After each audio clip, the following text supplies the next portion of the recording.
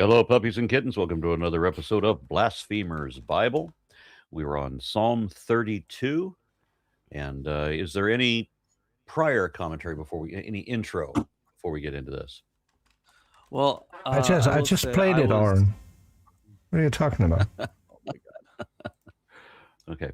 Well, I will say that I was pretty bummed that we weren't here for April 1st because I was gonna do a whole bit as Street Preacher Lawrence. I was gonna just neglect my commentary entirely and be 100% in character, but unfortunately, it's not April 1st, so you're gonna have to hear my commentary. Yes, someone, not me, could do the show on April 1st. Oh, and I just forgot that I didn't turn the lights off. I'm tired.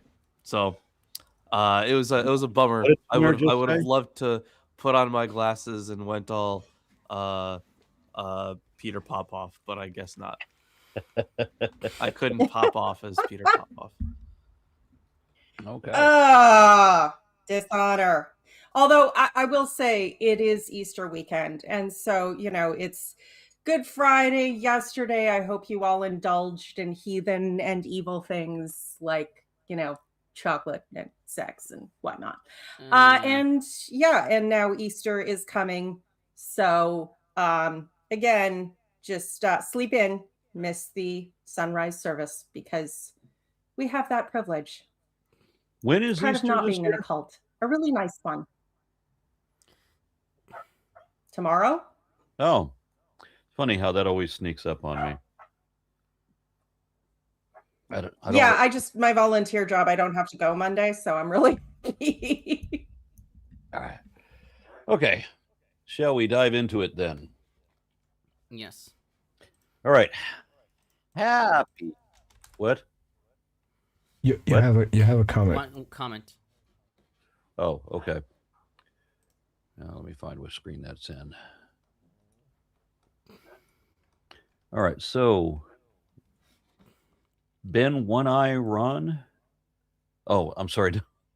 Ben One Eye offers 25 Romanian lei. It's hard to read when the words are stuck together like that.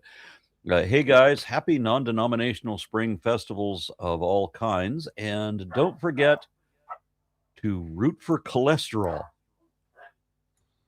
L. Yes! Cholesterol. Take the wheel.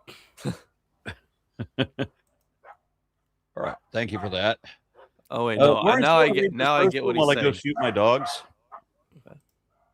Okay. I get what he's saying now. Okay. In that case, yes, W cholesterol. Yes, W cholesterol. And, just take the assist from cocaine. The layup is right there. It's right there. Anywho. Yes. I suppose, are we then starting? Yeah, I was just asking you, Lawrence, if you wouldn't mind reading this first chapter because my dogs have decided that they're going to just start barking right now. Okay. Yeah, So- that's fine. I can do that. Yeah, thank you. All right. So Psalm 32 of David, a Maskil. Happy are those whose transgression is forgiven, whose sin is covered. Happy are those to whom the Lord imputes no iniquity, and in whose spirit there is no deceit. While I kept silent, my body wasted away, through my groaning all day long. For day and night your hand was heavy upon me. My strength was dried up, as by the heat of summer. Then I acknowledged my sin to you, and I did not hide my iniquity. I said, I will confess my transgressions to the Lord, and you forgave the guilt of my sin. Therefore, let all who are faithful offer prayer to you at a time of distress. The rush of mighty waters shall not reach them. You are a hiding place for me. You preserve me from trouble. You surround me with glad cries of deliverance. Selah. Oh, I missed a whole bunch of Selahs, by the way. Yeah. They're in there. It doesn't matter. I will instruct you and teach you the way you should go. I will counsel you with my eye upon you. Do not be like a horse or a mule without understanding, whose temper must be curbed with bit and bridle. Bridle? Bridal. Else it will not stay near you. Many are the torments of the wicked, but the steadfast love surrounds those who trust in the Lord.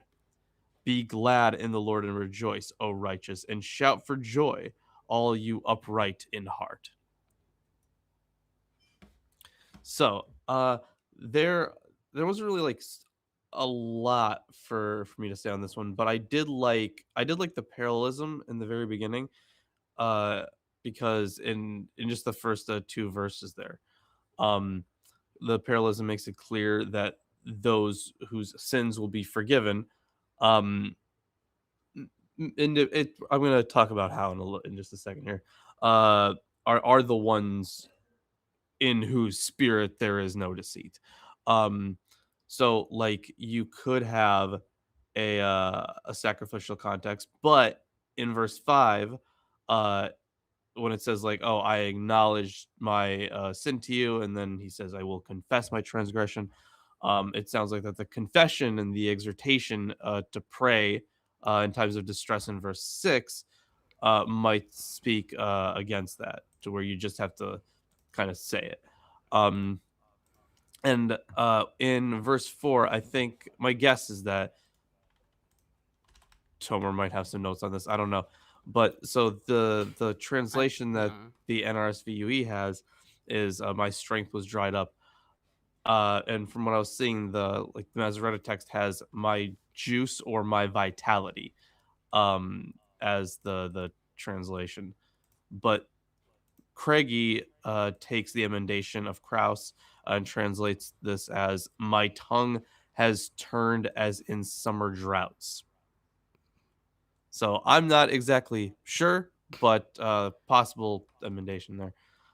And then what verse is this again? Oh, that was verse 4. For day and night your hand was heavy upon me, my strength was dried up as by the heat of summer. Yeah, I see it. Yeah. Yeah, while you look at that. It's like my moisture.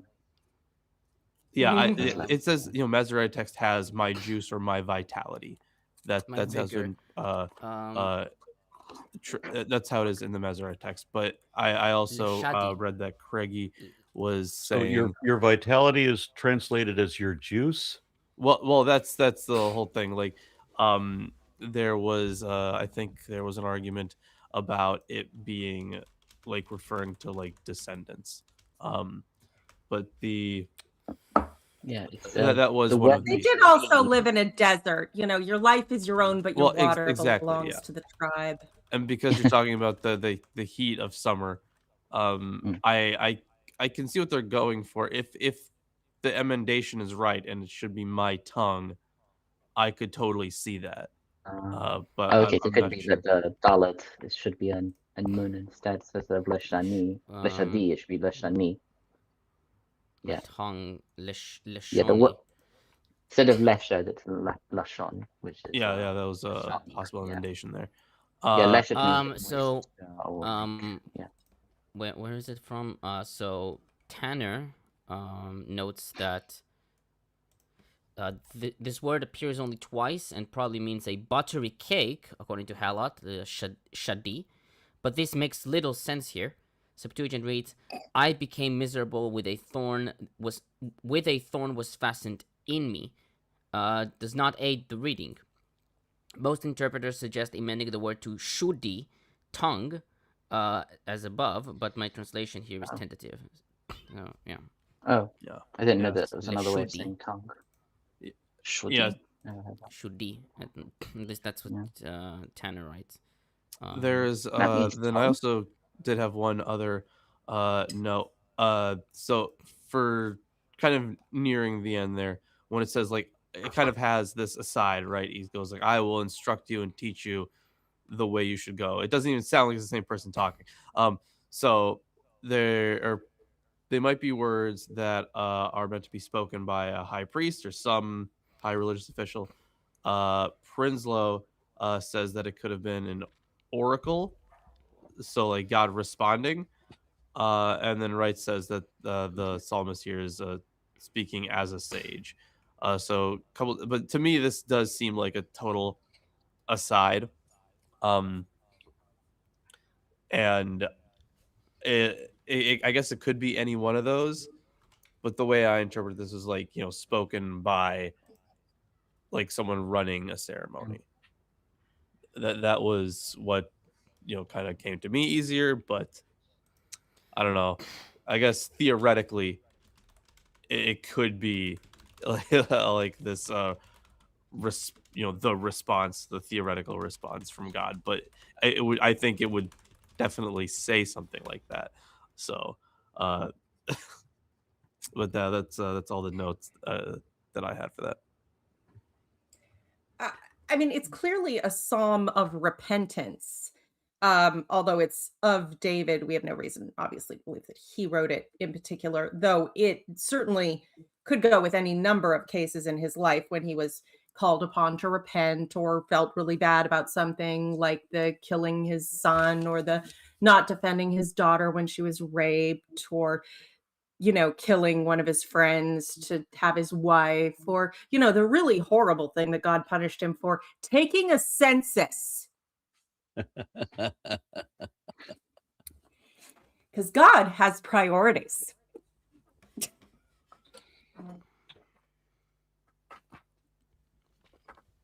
So yeah, I admit this is definitely a repentance psalm, and I do wonder about what narrative it was originally attached to, whether it was something for David or for the nation to repent. I mean, there is, the Day of Atonement and the collective confession, and purging that sin via scapegoat.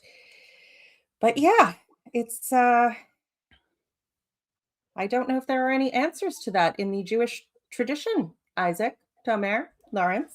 I mean, the word maskil at the beginning, which I'm not exactly sure what it means. It's not translated really. Could be something to do with like introspection. So it could be that it's like a psalm of, rather than like, here is my supplication, my prayer, it's more like something to say to make you think about what you've done wrong, maybe. If that makes sense. A meditation on yeah. sin. Okay. Valid. Yeah. I mean, other commentators say that it just refers to like the tune of this psalm or a musical instrument or whatever. Yeah. I don't know. It does seem to be more about, I mean, doubtless they had specific tunes that were more for a lament versus, a celebration. You're not going to play those the same. So it could be both, but yeah. I mean, Rashi has an interesting one. He gets it from the Talmud. He says that the rabbis in the Talmud, the sages, say that all the psalms that have this word maskil was said through an interpreter, but I don't actually know what that means. If that's like if that means that like David didn't say it himself, someone interpreted it from something. I don't know. I might probably look into that one a bit. Got a couple of comments. Satan616 says, "What's up with Aaron's baby possum?" Well, the sad thing is, when I was on that last show where you all saw it, I had just gotten that possum away from the dogs while it was playing dead, like moments earlier. And so we had to evaluate whether the possum was going to make it, and he did not. So the dogs had apparently already done their damage. So I'm sorry to bring that up, but you asked. Okay, and then Antequejo? I have no idea how to read that word. Says Psalms is the most Antique Joe. Maybe that could be the way that these words are stuck together confuses me. Yeah, could be Antique Joe. Says Psalms is the most boring book unless you're a follower. Basically, just a guide on how to pray. Not much to talk about, unlike other interesting books with more content. Yep, I agree. It's boring as hell, but we got to read it because it's in the Bible. So that's how it works. Sorry. It's the revealed word, God's one most important message to man. How to Sucking God's dick in A minor. But the thing is, I did mention this before, but I think that there are some interesting psalms. Like, you can find interesting stuff in there. You just have to almost, like, you have to dig through the praises. Like, you have to, like, find, like, either words or phrases here and there that that go back to Canaan or something, and just find the hidden stuff, right? The stuff that they're not explicitly saying. So the interesting stuff won't actually be about prayer or anything like that. The interesting stuff is going to be about, like, a different god. So, like, there is some cool stuff in there. You just gotta know what you're looking at. Okay. And Tomer? Yeah, so I have an overview and a comment on the maskil. So, Craigie notes that Psalms 32 is commonly classified as an individual psalm of thanksgiving. Thus, its setting would have been in some temple ritual, perhaps the thanksgiving ceremony in which the worshipper offered a sin offering and gave thanks for deliverance. He writes, however, that this classification is not entirely satisfactory, partly because verses 1 and 2 would form a most unusual introduction to a thanksgiving psalm, and partly because a number of features in the psalm may be taken as indicative of the literary tradition of wisdom. Thus, a number of scholars like R.E. Murphy and J.K. Kuntz have classified the text as a wisdom psalm. The wisdom is most distinctive in verses 1 and 2 and 9 and 10. Still, quote, just as the wisdom characteristics of the text tend to undermine the classification as an individual thanksgiving psalm, so too the thanksgiving elements, and particularly the concluding verse, tend to undermine the classification of the text as a wisdom psalm in any conventional sense. End quote. Krauss takes Psalms 32 to be a song of thanksgiving by an individual whose setting was the sanctuary. The speaker tells about his distress and about his pardon in the presence of a group of people, in verses 3 through 5, and like other Thanksgiving psalms, it assumes a public gathering in worship, indicated by the concluding summons to rejoice, in verse 11. He notes that more often the Thanksgiving psalms tend toward reporting experiences and toward teaching, toward confession and challenge. This reflects the growing influence of wisdom-style teaching, suggesting that the psalm came from a relatively late period. The psalm's crisis is not physical illness, as H. Schmidt suggested, since no petition for healing is expressed. Rather, the true distress is sin and guilt, and the salvation experienced is forgiveness. Krauss also suggested that the psalm may have been associated with sacrifices for sin and with rites of cleansing, and that a poem once tied to such rituals later became detached from its specific cultic setting.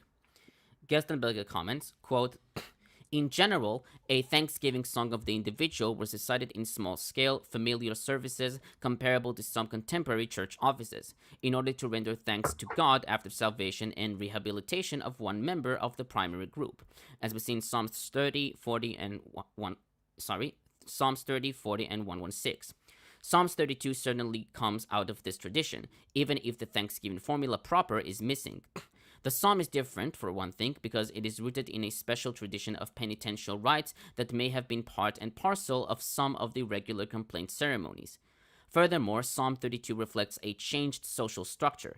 We find no longer a family background but a congregation of the faithful in verse 6, as was customary in early Judaism. Its worship services, Psalm 32, were held under strong educational and sapiential aspects. This psalm comes very close to being a homily on penitence, a sermon preached from the life experience of a community, not so much from scripture. Its theological reflection follows the line of Job's friend and of much of wisdom literature at that. The one who suffers should make an honest confession and then be redeemed.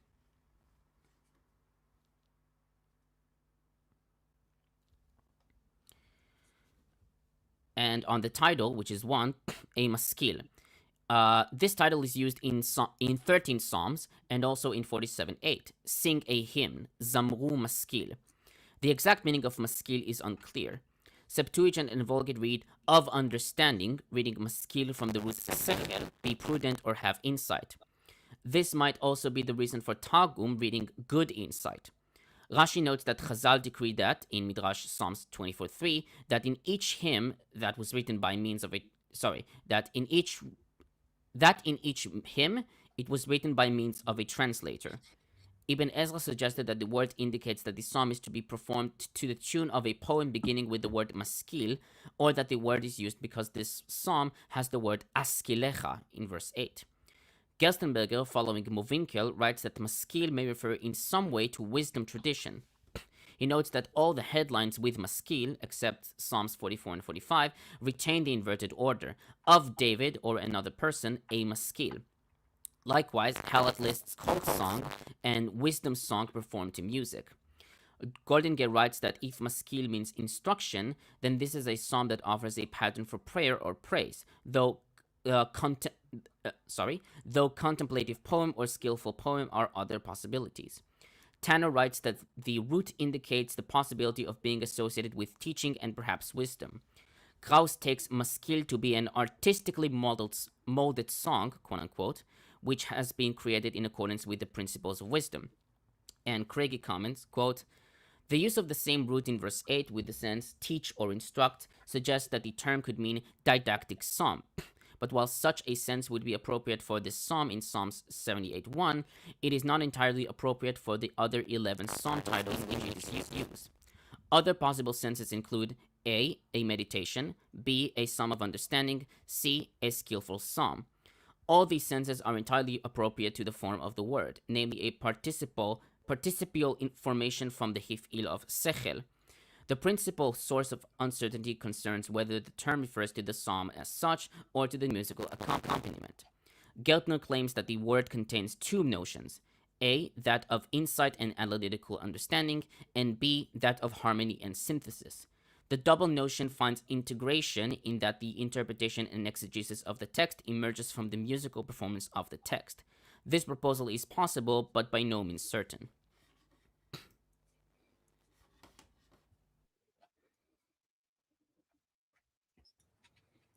So quick question before we. I'm done. Okay, there we go. But quick question. When Tomer was talking, did anyone else get like some buzzing? Okay, I wasn't sure if that was just me. It sounds like your mic might have a short in it. Yeah, it's not like consistent. Like usually it sounds okay, but then like at random times it would just. There was a couple moments, yeah. At first I thought it was me, but you would do this. No, sorry. I for some reason I couldn't listen to. Sometimes it happens. Yeah, just letting you know. I thought it could be a connection thing, but yeah. Now I it's can good hear to you. know Now I can hear you. what's going on. Yeah. Okay. Right. And Alira the Free sent 50 RN Raw gift memberships. Alira! Which, by the way, Alira, somebody sent me a message on Facebook thanking me for the gift membership, but they weren't specific about what it was. Just thank you for the gift. So I had to inquire. And then when they told me what it was, I'm like, okay, well, that was Alira. Alira is our hero. All right, so we're going to move on to, and I can read this one finally. The dogs shut up. So frustrating having them in the house. Yeah, let's move on to the next one. These are standard religious mumbo jumbo. This one has a title on it: The Greatness and Goodness of God. Rejoice in the Lord, O you righteous. Praise befits the upright. Praise the Lord with the lyre. Make melody to him with the harp of 10 strings. Sing to him a new song. Play skillfully on the strings with loud shouts. For the word of the Lord is upright, and all his work is done in faithfulness. He loves righteousness and justice. The earth is full of the steadfast love of the Lord. By the word of the Lord, the heavens were made, and all their host by the breath of his mouth. Abracadabra. He gathered the waters of the sea as in a bottle. He put the deeps in storehouses. Deeps, pluralized. Okay. Yeah. Let all the earth fear the Lord who loves us so much, but we got to be afraid of him all the time. Let all the inhabitants of the world stand in awe of him, for he spoke, and it came to be. Abracadabra. He commanded, and it stood firm. The Lord brings the counsel of the nations to nothing. He frustrates the plans of the peoples. The counsel of the Lord stands forever, the thoughts of his heart to all generations. Happy is the nation whose God is the Lord, the people whom he has chosen as his heritage. The Lord looks down from heaven. He sees all mankind. From where he sits enthroned, he watches all the inhabitants of the earth.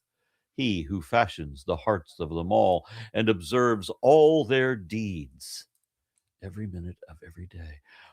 A king is not saved. A king is not saved by his great army. A warrior is not delivered by his great strength.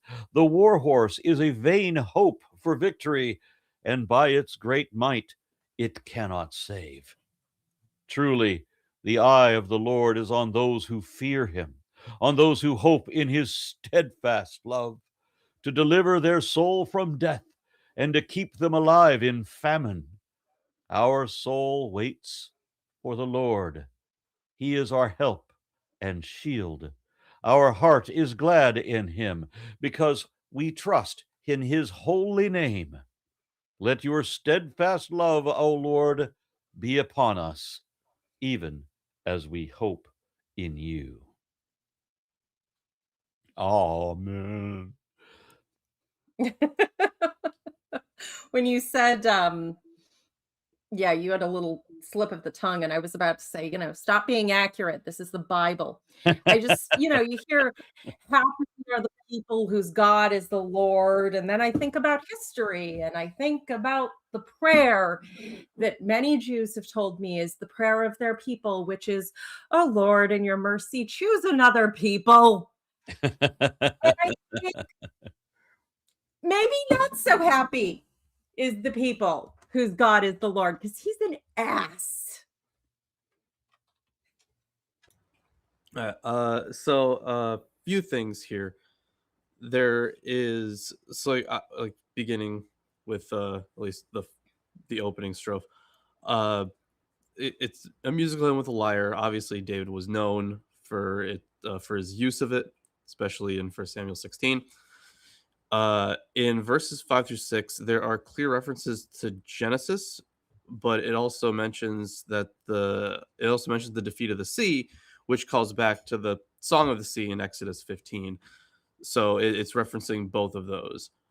He gathers the waters of Yam and puts Tehom in storehouses, and we've talked about Yam and Baal quite a lot.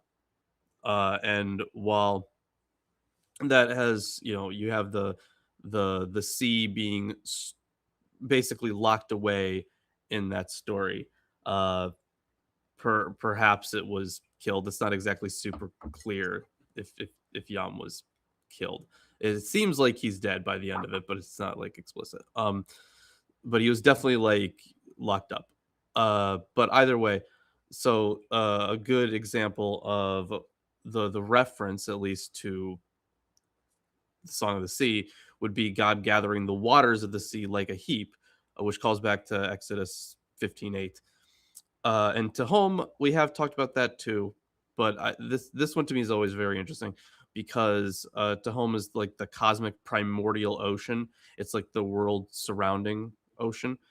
And Robert Miller points out that in many instances, including this one, the Septuagint translates Tehom as abyss, which I always find interesting.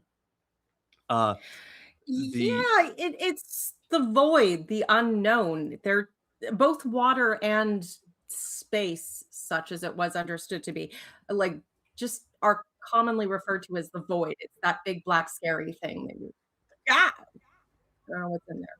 Well, it was like Probably. it was the deep. right? It was a very different kind of, I guess, speaking on cosmological terms, it's a very different kind of water. But you still have in this, in these verses, a very threefold parsing of the world, and that's very common in the ancient Near East. The heavens, earth, and the waters. Yeah.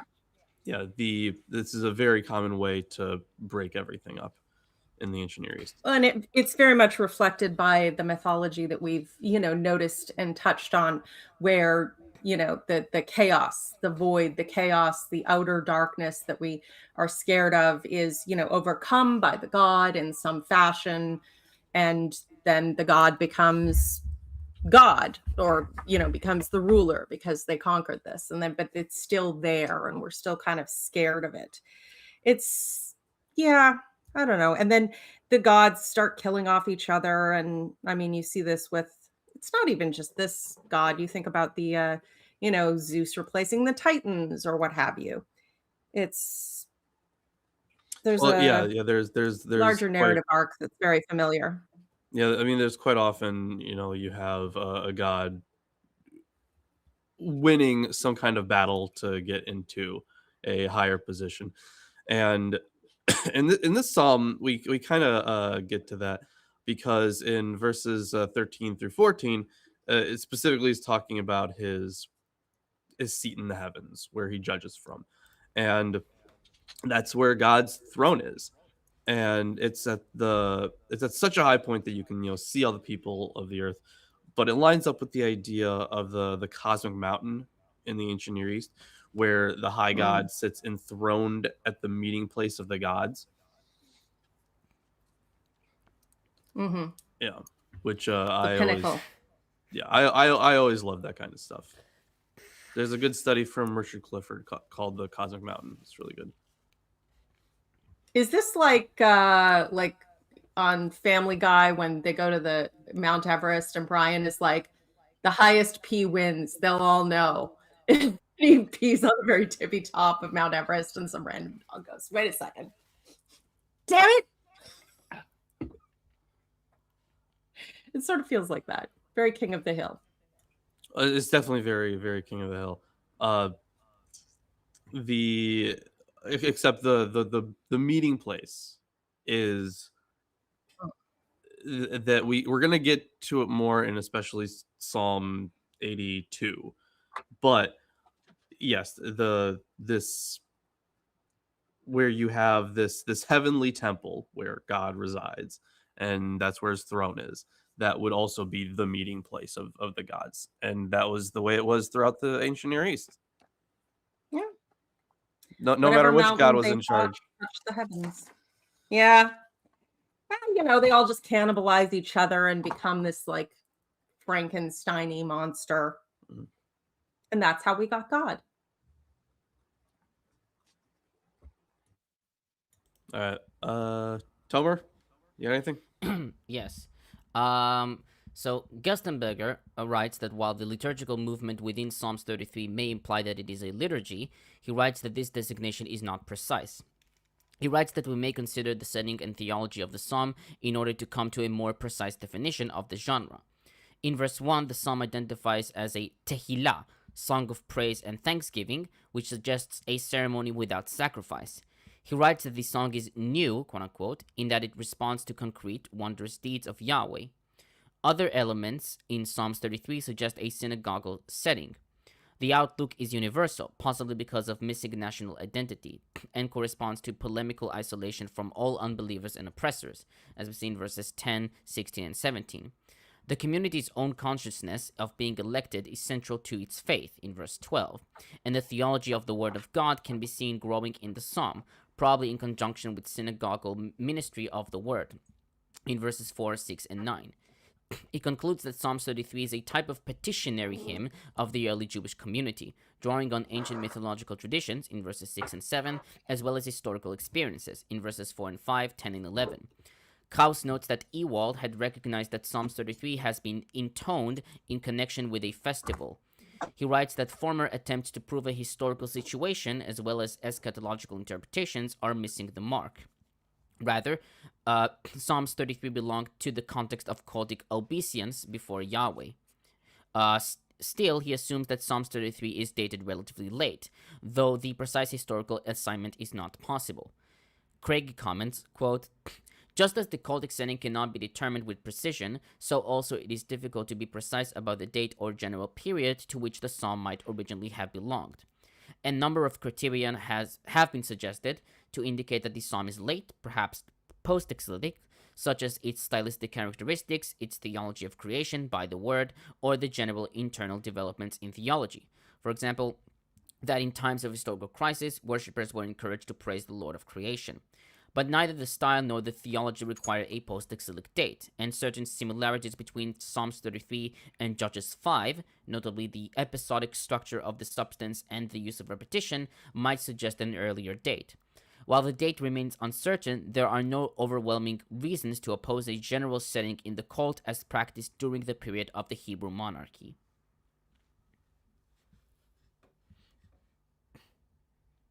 That's it. All right, then moving on to 34 then. Yes, indeed.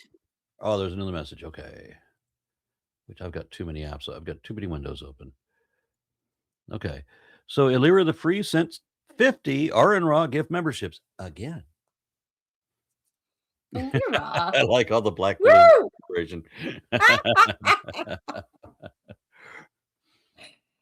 Don't take it personally. We're very maudlin. So Lilith, is this you? I guess it is. All right. Psalm 34 of David. Yeah. When he pretended to be insane before Abimelech, who drove him away and he left, which is a far more interesting story than the psalm. Alas, we already did it.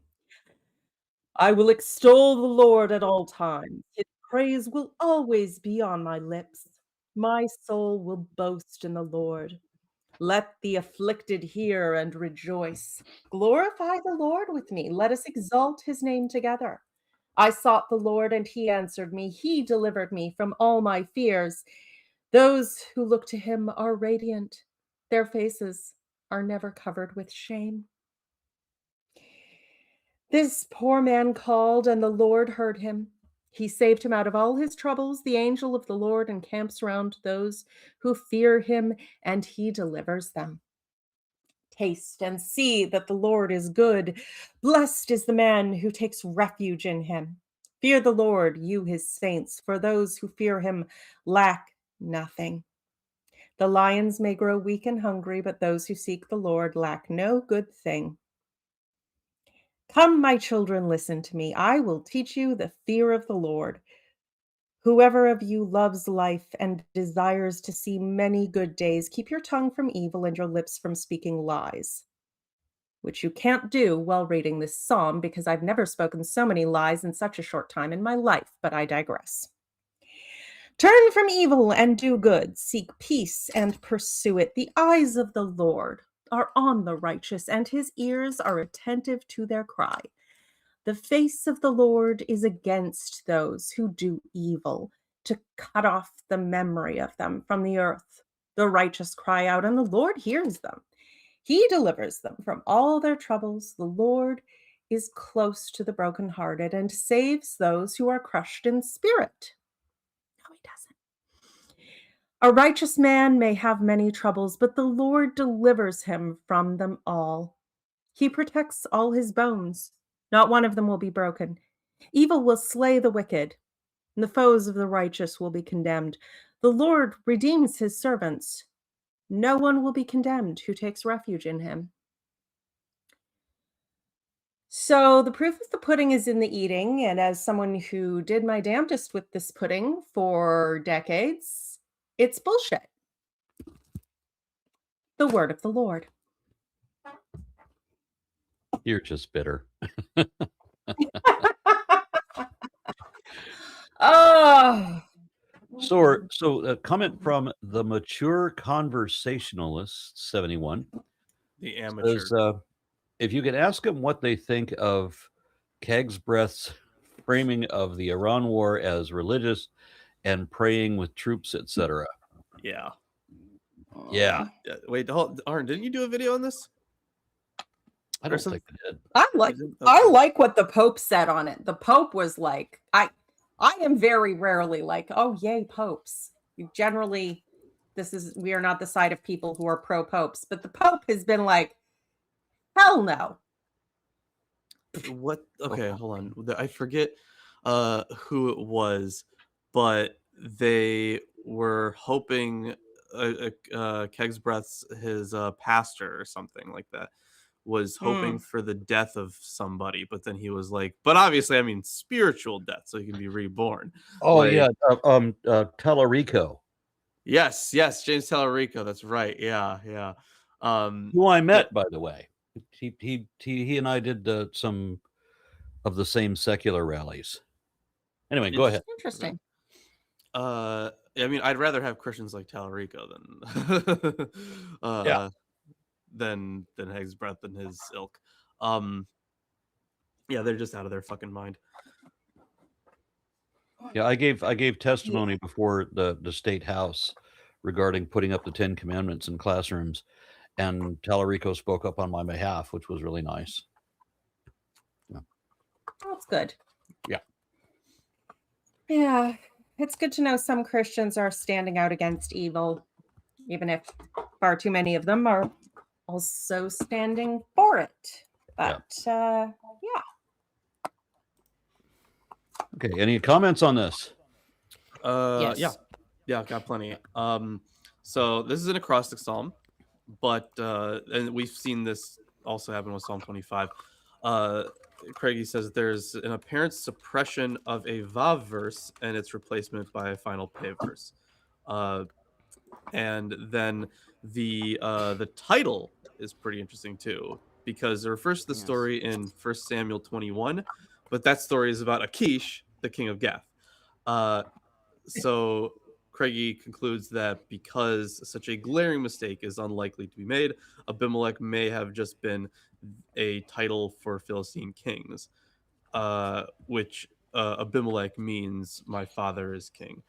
Prinsloo agrees with that as a possibility, but says that, quote, a later editor probably tried to associate the several miraculous escapes of David described in 1 Samuel 21 through 23 with Psalm 34. So he was literally just trying to tie it in there somehow. But the title has basically nothing to do with the psalm. No, it really doesn't. Because, like, I'm a woman. And as a woman, I assure you, we have all played a little bit crazy to get away from a creepy guy. Granted, it's not a king that you're being dragged in front of who can have you boiled in oil if he's annoyed. But yeah, I don't think I ever felt the urge to thank God for getting me out of those situations. So yeah, his whole playing insane and getting kicked out for it. Good strategy, not magic. And then with verse 7, the salvation from the angel of the Lord. We're going to see the angel of the Lord in a lot of places, and we've already seen him a few times, like in Joshua, was it 5:13 through 15, where the angel of the Lord is encountered by Joshua at Jericho. And the thing is, this has a huge effect on Christology, by the way, because I think that's the common Christian interpretation, is that Jesus is the angel of the Lord. Yeah. Yeah, I was absolutely thinking about that and expecting it to come up if Tomer has any Christian commentary. But yeah, I mean, the Christians have used this one quite a lot. Yeah, it's everywhere. They use it's all over. Yeah. And then in verse 20, hold on. The imagery I found very interesting here. Yeah, he keeps all their bones, not one of them will be broken. So it probably refers to the just the righteous being kept safe while the wicked die. But the imagery of the oh my God, keeping the bones intact, it might, big might. I'm not even like convinced of this. It might like refer to the resurrection that's supposed to happen on Judgment Day, but there is a similar metaphor that's used for Israel and it essentially coming back to life after the exile in Ezekiel 37. That's the Valley of Dry Bones. So it may date the psalm, it may not. I haven't made any firm conclusions on that, but I just thought it was an interesting. I thought it was interesting imagery to use. And we know Christians took that little bit and used it to write the bit in the crucifixion of Jesus scene where the robbers have their bones broken to quicken their death, so they can't, so they strangle faster, but Jesus was already dead, and so he was not broken, or didn't have his legs broken. Christians really do tend to take bits and bobs from everywhere, and a lot from the Psalms. The 7, the angel of the Lord encamps around those who fear him and delivers him. I could not count in my life the number of times I've heard just that verse as a prayer when someone was anxious about facing some difficulty or risk or what have you. Yeah, that's the Christian way is very bits and bobs.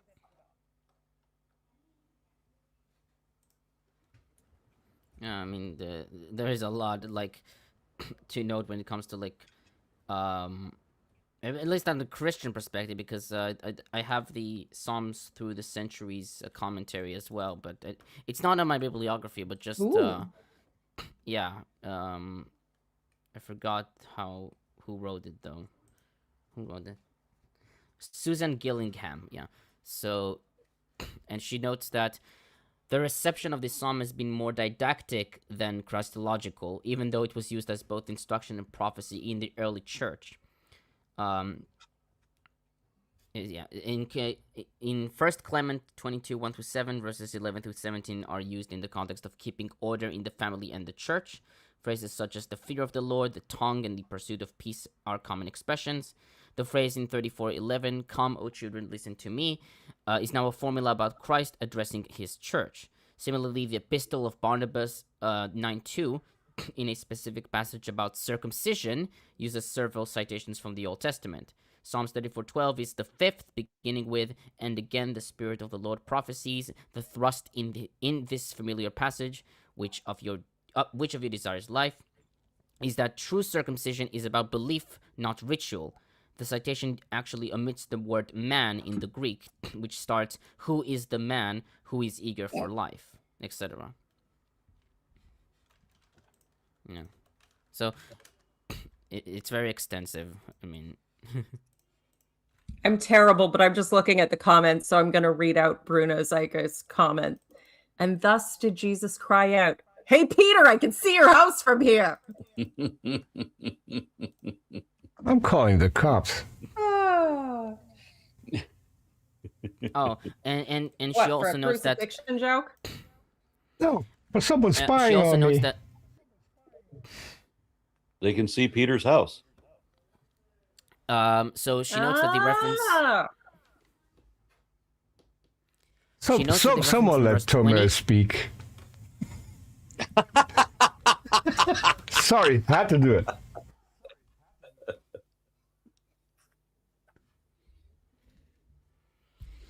The verse in verse 20, it is most likely the verse which is cited in I think it's John 1936, when the soldiers pierced the side of Jesus rather than breaking his legs.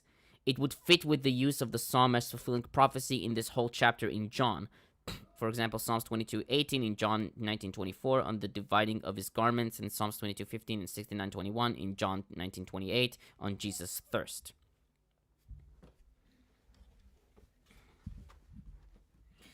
Okay, so can we move to the commentary, or at least the overview, because that's what I have. Okay, so Psalms 34 is an acrostic psalm. Each unit is composed of 2 lines and are, for the most part, in 3+3 meter. Craigie notes two peculiarities in the. Yeah, sorry, I'm tired. Craigie notes 2 peculiarities in this psalm, shared with Psalms 25. 1, the apparent suppression of the Vav verse, and 2, its replacement by a final Pei verse, as we'll later see. Regarding the psalm's form, Craigie writes that the opening verses 1 through 8, which is 2 through 9, have certain characteristics indicating associations with the individual thanksgiving psalm. And the latter portion, verses 9 through 22, which is 10 through 23, has the general characteristics of wisdom or didactic poetry, but in the form of a literary creation within the acrostic structure. He writes that the poet might have utilized and adapted older poetry in this literary creation. If the first part originally constituted a more ancient psalm of thanksgiving, the poem has now worked that ancient unit into a larger literary whole. However, the possible prehistory of the opening words of praise and thanksgiving may account for the association of the title verse with the psalm in its present form. If this is correct, he writes, then the psalm should be viewed primarily as a literary creation. Then it is not possible to state any social or cultic setting for the psalm in its present form. However, Jacobson argues that if the psalm is understood as a song of thanksgiving, then it's a song that majors in community exhortation and instruction. He writes that the acrostic structure strongly suggests that this poem is a theological composition that mimics the form of the individual song of thanksgiving. Thus, the poem most likely was composed on behalf of the community, written in order to instruct the community on how to move in and out of such crisis. Gerstenberger suggested that the psalm is a thanksgiving of the individual in the new congregational environment of the early synagogue.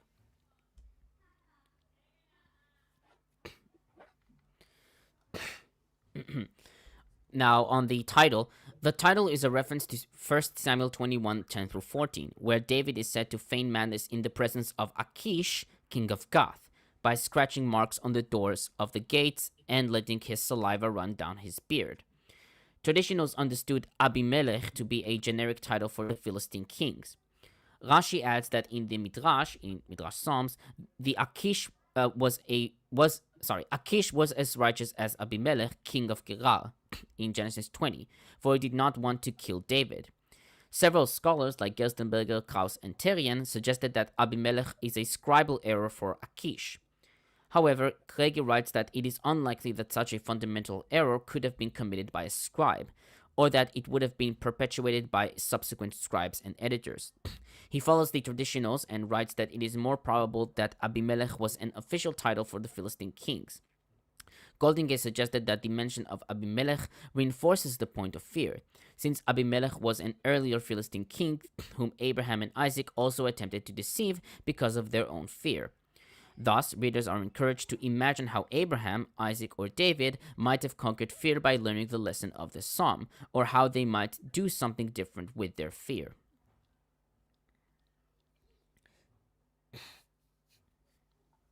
That's it. All right, and thank you very much for that. Sounds We like have just used- Bruno Zeigert's 63.79 offers $10 Californian and says maybe you should have T-shirts printed with gold leader from Star Wars yelling "Stay on topic." We already Stay have on topic. we already have the Gotcha. better Yeah. suggestion, Arn. This one beats Star Wars. Okay. Hey, we could do both. And then Dr. Kip Davis says, I would love to hop on, but I have a house showing in an hour and am madly cleaning, listening. Right. And I'm going to have Dr. Kip on with me on the 11th. We're going to be doing a special show on the line where we're going to have not a lecture, but I mean, Kip is definitely going to dominate the conversation, talking about Dead Sea Scrolls and such. Ooh, I really hope scroll. you guys get more Bible calls than I did. It is frustrating. You get somebody like you on the show, and then nobody, fucking crickets. Yeah, I think we got like a total of 2 people actually calling about the Bible. Yep. I've noticed that the Christians on the internet, at least, who want to talk about the Bible, never want to talk to someone who actually has any kind of accreditation and knows anything about the Bible. Mind you, it's the same thing with science. I mean, the creationists, they talk to P.Z. Myers and about embryology, and he's like, no, I'm literally a biologist. This is my thing. Oh, well, then let's talk about geology. Yeah. Lawrence, I was thinking of that. Lawrence, I was thinking of that. So we have Christian Bird in the chat. I'd love to set up a one-on-one with you and Christian Bird talking about prophecies fulfilled by Jesus. Is Christian Bird still in the chat? Because it looks to me like whoever this is just drops some pigeon droppings in the chat before the show begins and then disappears. No, still here. Well, very good. We should have a chat. So is Alira, by the way, Arn. So I see. Oh my God, Alira. So let me see. Yep, Alira the Free sent 50 RN Raw gift memberships. Thank you very much for that. Do we have some black balloons here? That's 3 today? Yeah, 150 so far. 150. 150 thus far. Peter, black balloons. I just had the black balloons. Balloons. You missed them? There. More balloons. Yay! There we go. Yay! Okay. And do we have any? We're done with the commentary Yes. on that, are we? Yes. We're moving on to 35. Yes. So I guess it's my turn now. Okay. Okay. Of David. O Lord, strive with my adversaries. Give battle to my foes. Adversaries? I don't know. Take up shield and buckler and come to my defense. Ready the spear and javelin against my pursuers. Tell me, I am your deliverance. Let those who seek my life be frustrated and put to shame. Let those who plan to harm me fall back in disgrace. Let them be as chaff in the wind, the Lord's angel driving them on. Let their path be dark and slippery, with the Lord's angel in pursuit. For without cause they hid a net to trap me, without cause they dug a pit for me. Let disaster overtake them unawares. Let the net they hid catch them. Let them fall into it when disaster strikes. Then shall I exult in the Lord, rejoice in his deliverance. All my bones shall say, Lord, who is like you? You save the poor from one stronger than he, the poor and needy from his despoiler. Malicious witnesses appear, who question me about things I do not know. They repay me evil for good, seeking my bereavement. Yet, when they were ill, my dress was sackcloth. I kept a fast. May what I prayed for happen to me. I walked about as though it were my friend or my brother. I was bowed with gloom, like one mourning for his mother. But when I stumble, they gleefully gather. Wretches gather against me. I know not why. They tear at me without end. With impious mocking grimace, they gnash their teeth at me. O Lord, how long will you look on? Rescue me from their attacks, my precious life, from the lions, that I may praise you in a great congregation, acclaim you in a mighty throng. Let not my treacherous enemies rejoice over me, or those who hate me without reason wink their eyes. For they do not offer amity, but devise fraudulent schemes against harmless folk. They open wide their mouths at me, saying, Aha, aha, we have seen it.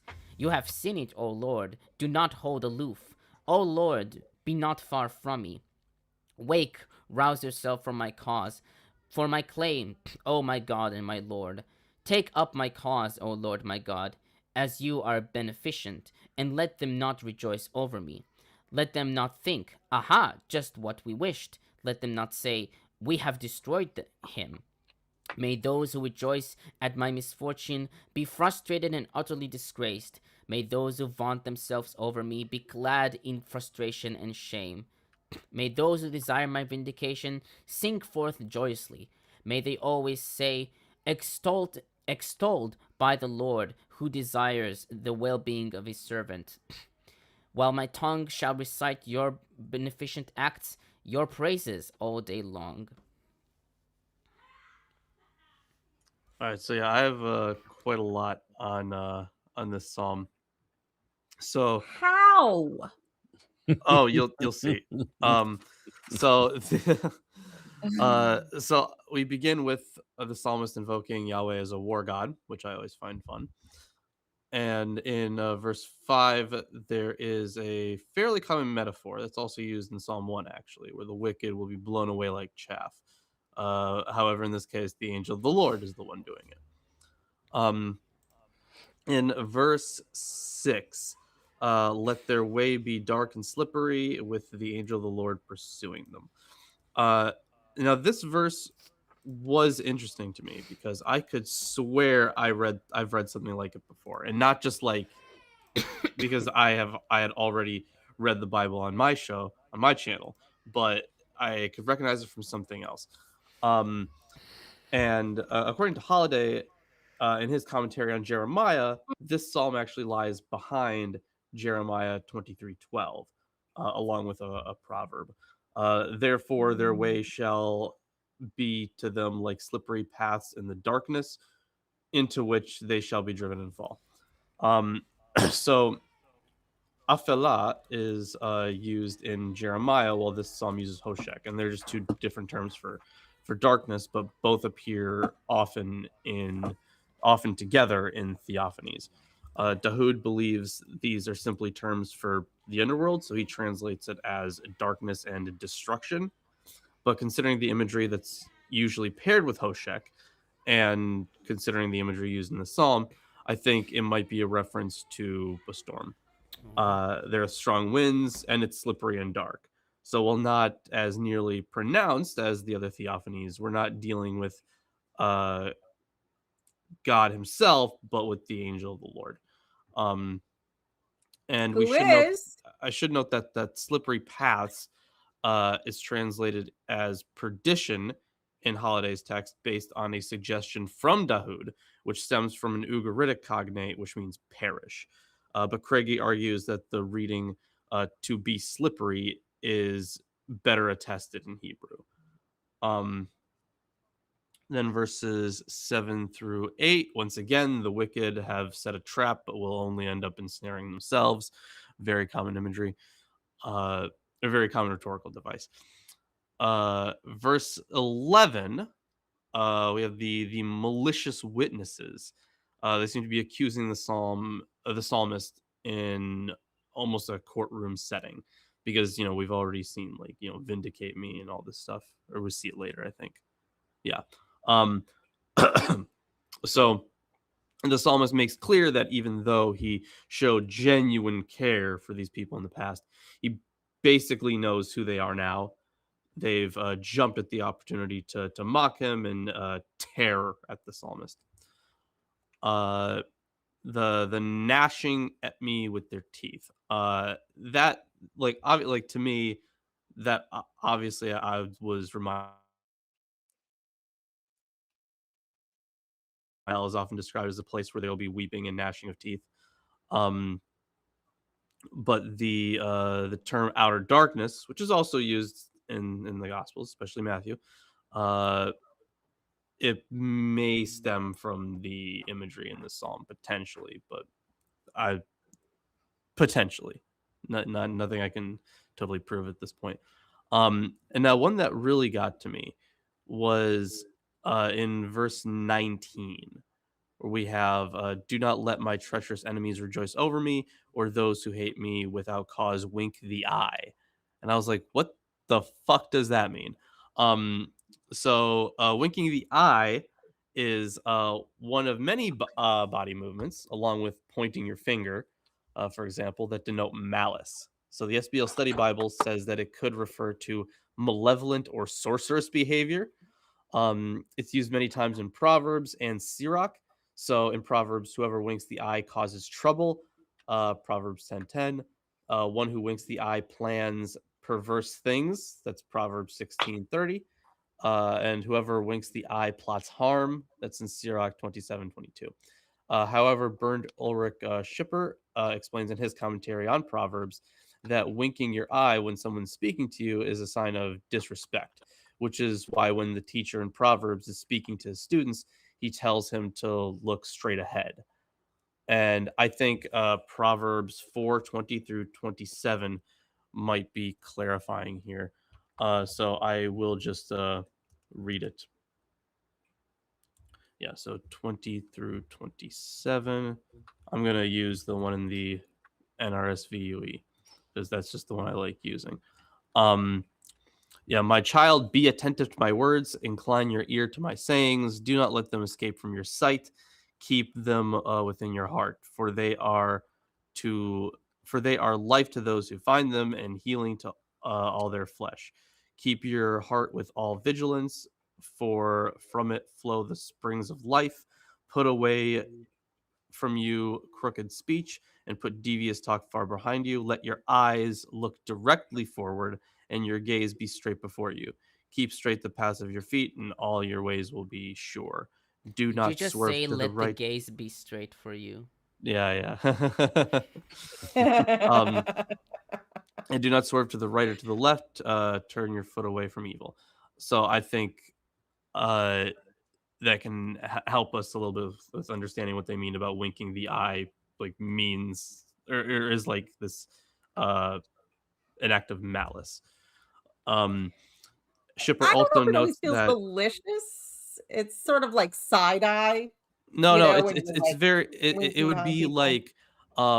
like if you and I were talking in person and I was just like falling asleep, like and just not paying attention to Oh, you. that kind of Yeah, winking. it's a kind of it would be considered disrespectful. So like if you're talking to someone, pay attention to them. Fair enough. So yeah, Schipper also To notes be that what to be fair to the text, if a man winks at me, I do assume he is planning perverse things. well yeah. But I was like surely it didn't have that connotation. But Though generally that would be a fair assumption. Yeah. sure, Schipper also notes Yeah, that that just here in Psalm 35:19, winking is a gesture of Schadenfreude. Schadenfreude.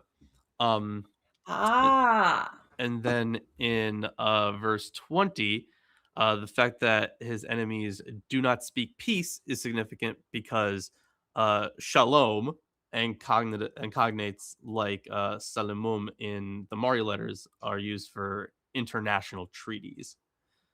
So if they don't speak peace, they're not holding up those treaties. Got a comment from Jamie Wells 777 or Jamie Wells 777 offers $10 and said, "Here's some beer money, R, and great show today too." Thank you very much. Oh. Tomer, you got anything? Yes, I do. So, commentators regard Psalm 35 as an individual lament or prayer. Craigie notes that attempts to relate the psalm to the situation of an accused man facing trial are unsatisfactory. While some of the language have legal overtones, it requires interpretation in a context larger than that of the law courts. He takes the position of Eaton that the psalm is a royal psalm, which should be interpreted in an international context. He writes that the external situation which must be envisaged is one that is both military and legal. Almost certainly, the king faces the threat of war from foreign enemies, who in turn are using as an excuse for war certain purported violations of a treaty agreement. He writes that it is the background of an international treaty between the king and a foreign power which provide the appropriate framework within which both the military and the legal language may be interpreted. Gerstenberger writes that the ritual of complaint and petition, as performed in familial groups, certainly provides the background for this prayer. He writes that there are few traces of post-exilic theology or community organization, perhaps only the reference to angels in verses 5 and 6 or in verse 28. He points out the, quote, numerous vestiges of liturgical practice, end quote, in verses 3, 10, 13, 14, 18, 27, and 28. The rites of mourning and dejection in verses 13 and 14 play an important role in the prayer service of the suffering individual. Thus, he writes that Psalms 35 can be visualized, quote, as a central part of the recitations that were obligatory for the sufferer who underwent such rehabilitating ritual in the circle of friends and family, end quote.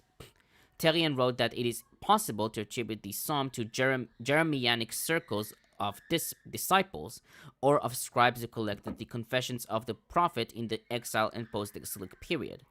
He writes that while the dating is uncertain, it is probably that the present structure of the psalm, through which the three parts lead to a single motif of cultic praise, points to the high moments of hymnology as revealed by the composition of chronicles. Klaus notes that Schmidt took the position in Psalms 35 as the situation, in Psalms 35 as a person who is falsely charged and persecuted, who brings his complaint before Yahweh in the holy place and awaits a divine judgment.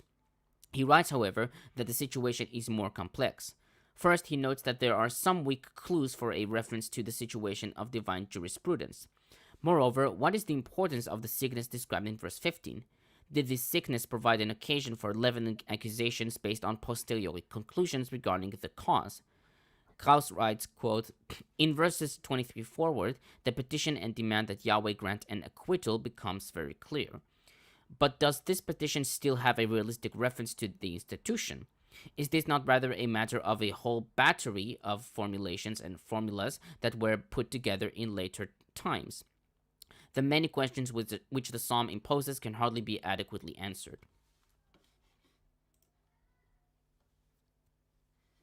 That's it.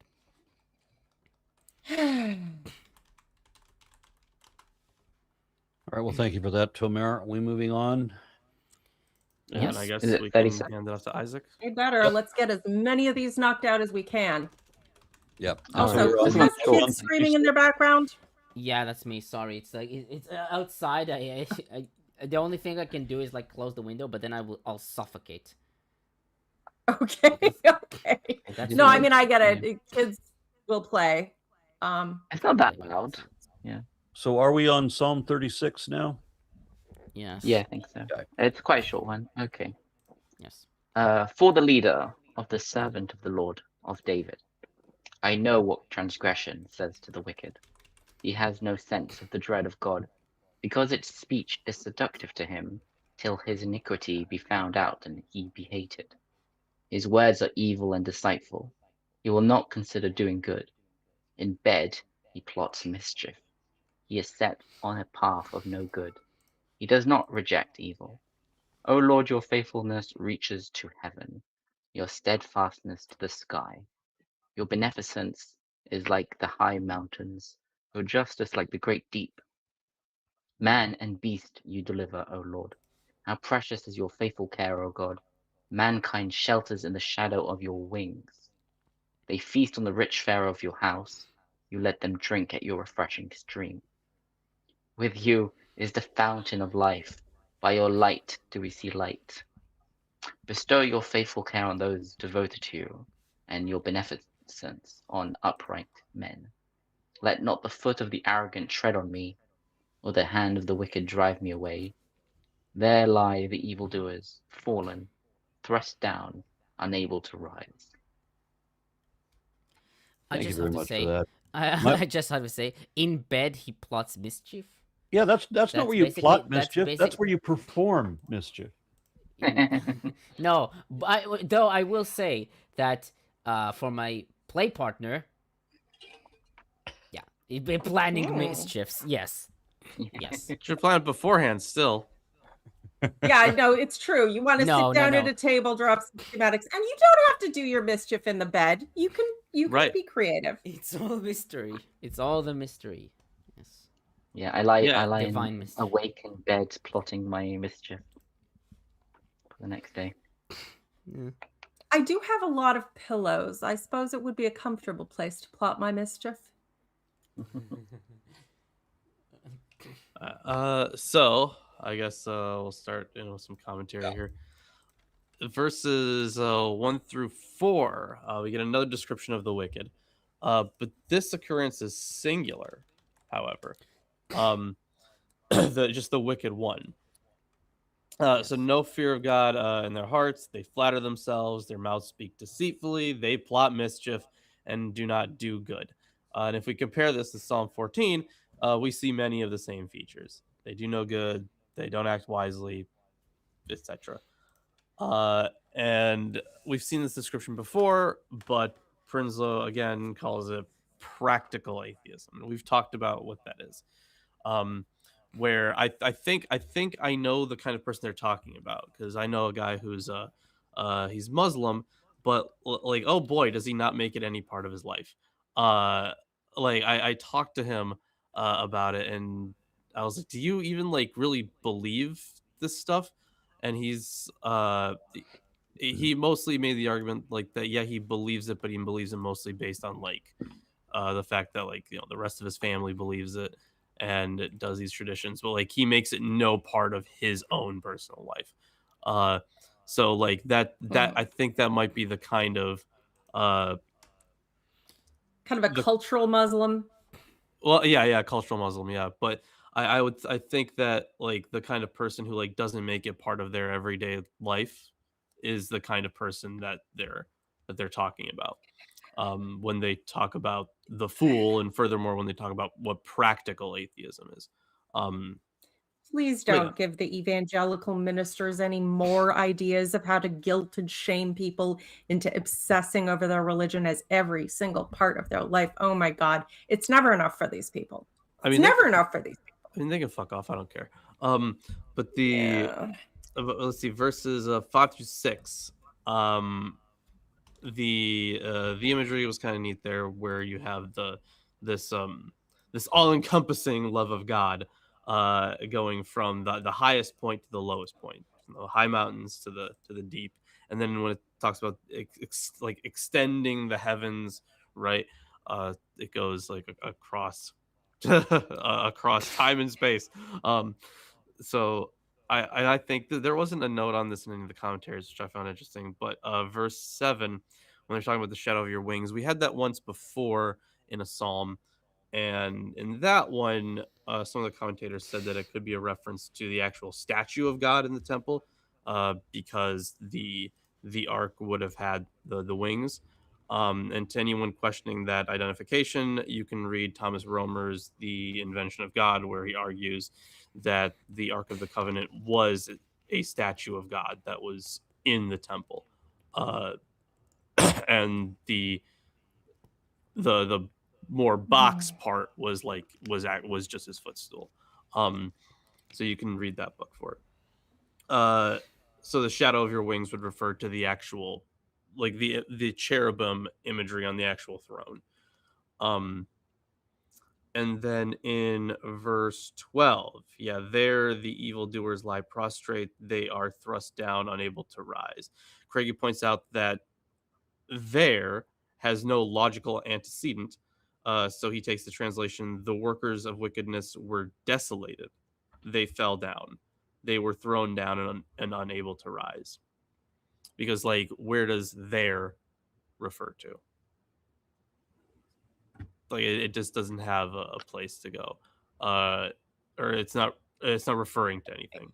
So that's you do get things like that sometimes, though, when you're translating between different languages. You know, you get your hanging participles or whatever.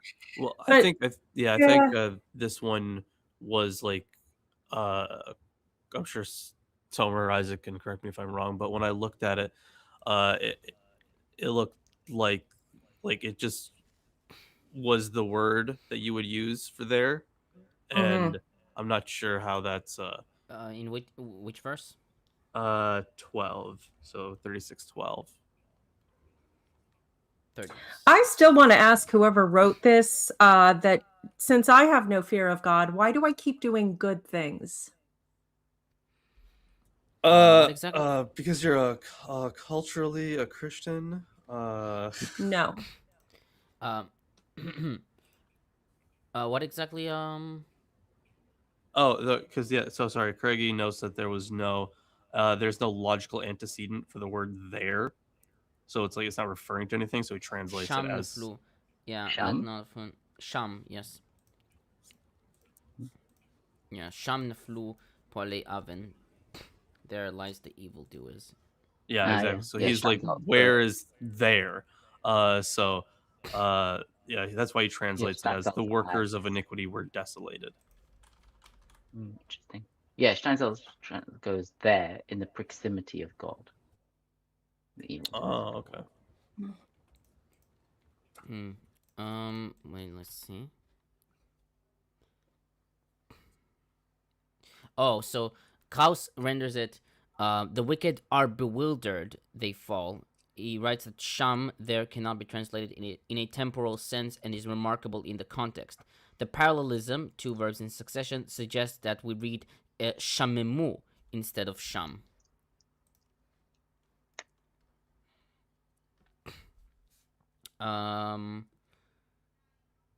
Yeah, that's what I think I can gather from this. There's certain no. Okay. Oh, I should also look at this. By which commentary is this? This is Jacobson. There. What did you say? I looked at Jacobson's commentary on this. He writes that commentators find sham problematic in this context and often meant to shamemu. The word is slightly awkward, but an analogy of Psalms 73:17, the word is treated here as a reference to the temple, mentioned in verse 8, where the wicked meet their punishment. As Clifford points out, in Psalms about Zion, quote, about Zion there occurs often, always in reference to the holy mountain, for example, Psalms 48:6, 76:3, etc. And I just want to see if this is Goldingay's opinion as well. Not really. And while Tomer is doing that, okay. my unfinished journey says, "Hail Aaron and Panel, and hail God's steadfastness." Reading for the day. Oh, that's reaching. Sorry, reaching for the sky. I read all of that wrong. Okay, and then my unfinished sock, which suspiciously follows closely behind, says, "Don't plot mischief in bed. Like and share the stream instead." It's a good Hey, bar. you can multitask. If you watch on the phone, you can absolutely do it in bed and plot mischief. What are you doing in bed? I'm plotting mischief.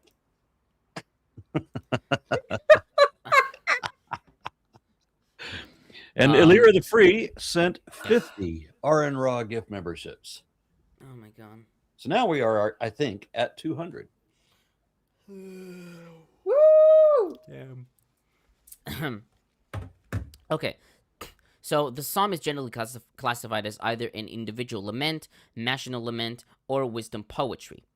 Craigie notes that Dahoud remarks that, quote, the coexistence of three literary types within a poem of 13 verses points up to the limitations of the form critical approach to the psalter, end quote. Craigie writes that the psalm must be viewed primarily as a literary and devotional composition, in which the poet has blended different literary types in his creative purpose. Terrian writes that the themes of loving kindness, fidelity, rightness, and judgment appear repeatedly in the oracles of the prophets, Isaiah 16:5, Jeremiah 9:23, Hosea 2:21, with those who know me, in verse 11, resembling a typical theme of Jeremiah, in 2:8, 4:22, 5:4 and 5, etc. He writes that the psalm belongs to the group of Jeremianic disciples who collected their master's oracles and confessions, but its poet reveals his own originality when he lifts the secrecy of his cosmic contemplation and shares most succinctly the wonders of his theological vision. Krauss writes that the unity of the psalm is evident by the fact that the sheltering and heartening protective area of the sanctuary stands in contrast to the threats of the enemies and persecutors. Still, it will hardly be possible to recognize a definitive reference to an institution in Psalms 36. He writes that the institution of God's jurisprudence, elaborated by Beyerlin, could be sensed only at a distance. Otherwise, the hymnically tuned confessions about the saving sea of the sanctuary in verse 9 remind us of psalms that extol the good fortune and the salvation to be found on Zion. And Gerstenberger comments, quote, there is much speculation about the exact setting of Psalm 36. Unfortunately, most exegetes still argue from an individualistic point of view, seeking to establish the personal history behind the poem of the individual psalmist. Would he have been a refugee in the temple begging for permanent residence and employment, according to Delicate, or an accused before the temple court, according to Schmidt? The questions are wrong since we are dealing with a piece of liturgy. This liturgy is communal in its setting because the whole psalm breathes a high degree of generalization from individual suffering and happiness. The communal we is openly voiced at one point in verse 10b. The plural of the worshiping community is also visible in verses 9 and 11. But as the petition in verse 12 indicates, the prayer is concerned about individual members who feel victim to aggression and exploitation within their own social sphere. We may conclude that there really existed serious tensions within the early Jewish community, as we see in Nehemiah 5 and Psalms 12, 37, and 49. This psalm is all the more remarkable for it deals with the local level, really heeding the clamoring of the poor. That's it.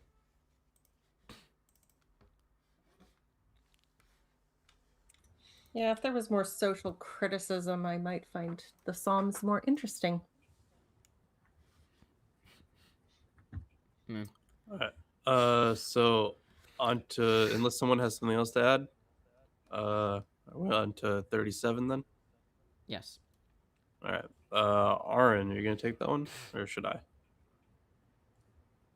You're muted, Aaron.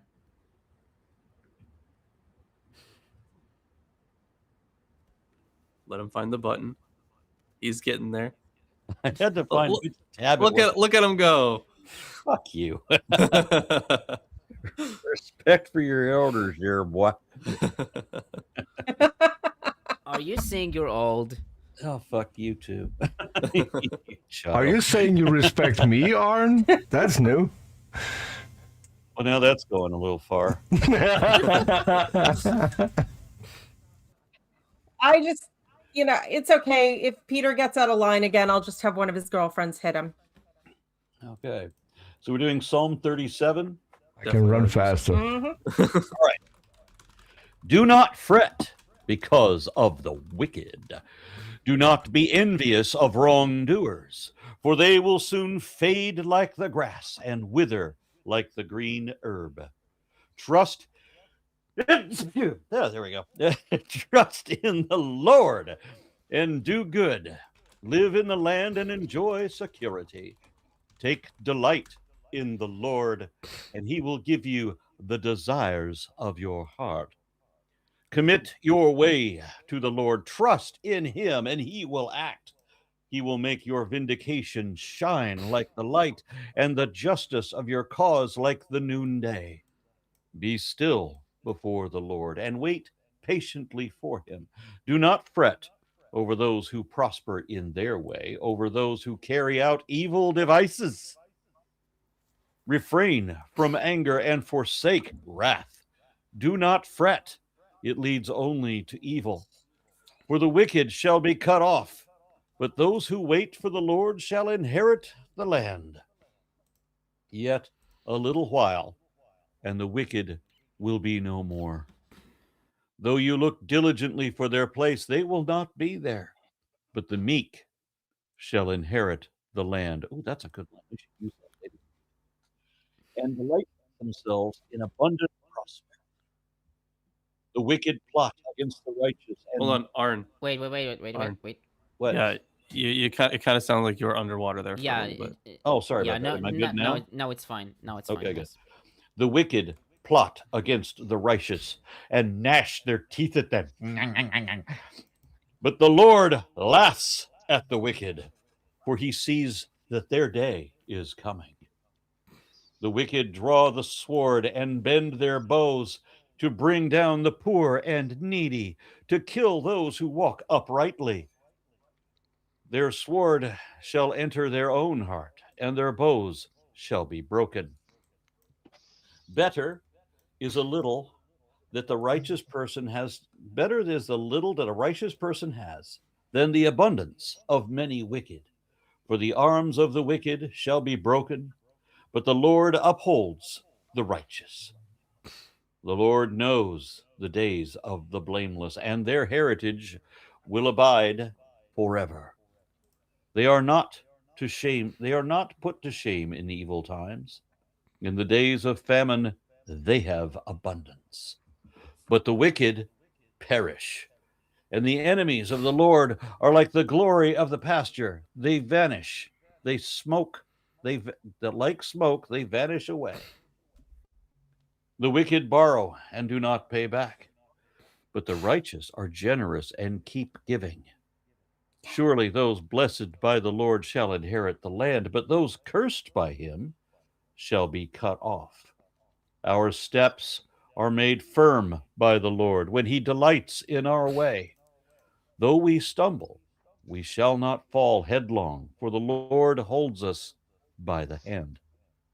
I have been young and now am old, and yet I have not seen the righteous forsaken or their children begging bread. They are ever giving liberally and lending, and their children become a blessing. Depart from evil and do good, so you shall abide forever. For the Lord loves justice. He will not forsake his faithful ones. The righteous shall be kept safe forever, but the children of the wicked shall be cut off. The righteous shall inherit the land and live in it forever. The mouths of the righteous utter wisdom, and their tongues speak justice. The law of their God is in their heart. Their steps do not slip. The wicked watch for the neighbors and seek to kill them. What's the matter? Yeah. Yeah. Homer has to mute himself. He's got an alert. Oh my God. Oh boy. All right, we'll talk about that in a moment, I think. The wicked watch for the righteous and seek to kill them. The Lord will not abandon them to their power, or let them be condemned when they are brought to trial. Wait for the Lord and keep to his way, and he will exalt you to inherit the land. You will look on the destruction of the wicked. I have seen the wicked oppressing and towering like a cedar of Lebanon. Again, I passed by, and they were no more. Though I sought them, they could not be found. Mark the blameless, and behold the upright, for there is prosperity for the peaceable. But transgressors shall be altogether destroyed. The posterity of the wicked shall be cut off. The salvation of the righteous is from the Lord. He is their refuge in the time of trouble. The Lord helps them and rescues them. He rescues them from the wicked and saves them because they take refuge in him. So before we open any of the commentary, we have someone who popped in here. Hello, how's it going? I have a few minutes. So Yay! No. Also, incidentally, when you were talking about how God will quickly strike down the wicked, I checked and he's failed again because he's still not dead yet. Yeah, I checked. All the wicked, they're still all. Yes, that's true. Yeah. They're still waiting. They're still waiting. And their time is coming soon, and has been coming soon for millennia. Yep. But any day now. So I'll note a few things about this. So while the wicked will fade, verse 2, the righteous are going to shine bright. And they do that kind of parallelism a lot. Let's see, verses 10 through 11. In a little while, the judgment day will come, and the meek will inherit the earth. Famously, the line is taken up by the Gospels. The wicked plot and gnash their teeth, and again, similar to pointing fingers and winking. Gnashing of teeth was a sign of disrespect and arrogance, and maybe referring to a quintessential evil smile. Is that like grinding your teeth? Yes, I'm always Yeah, and again used in the Gospels a lot to describe hell. It's the word that's kind of fallen out of a lot of vernacular usage. true. We don't do a lot of gnashing Right. Oh, yeah. here we go. anymore. Oh, Let's see, verses 18 through 20. The days of the blameless are parallel with the days of the wicked. In verse 13, while the days of the blameless will be. Oh, I misspelled something here in my commentary. So they're gonna get the. That's where they're gonna get the new heaven and the restoration of the world. The days of the wicked will vanish like smoke. And then after this, to me, it gets really weird. So maybe sorry. you guys will have. What are we reading? I missed We're it. on What psalm are we Psalm reading? 37 right now. Yeah. So to me, this is where it starts to get kind of weird. So, verses 25 through 26. I have been young and now I'm old, yet I have not seen the righteous forsaken or their children begging bread.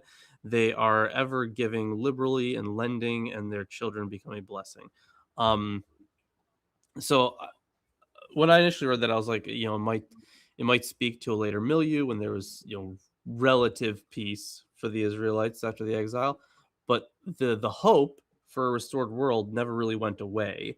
And it's interesting to say that he has only ever seen the righteous receive good for good, after talking about how terrible the wicked have been.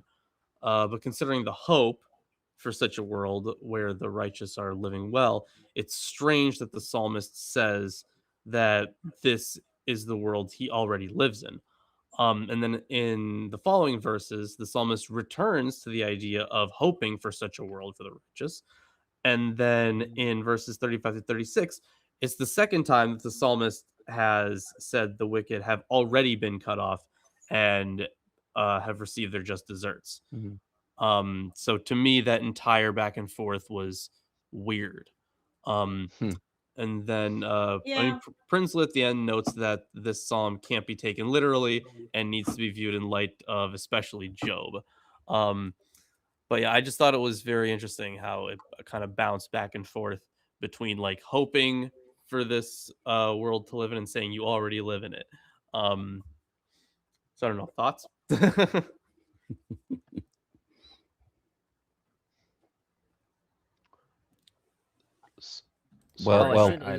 It's also an acrostic, just to point out.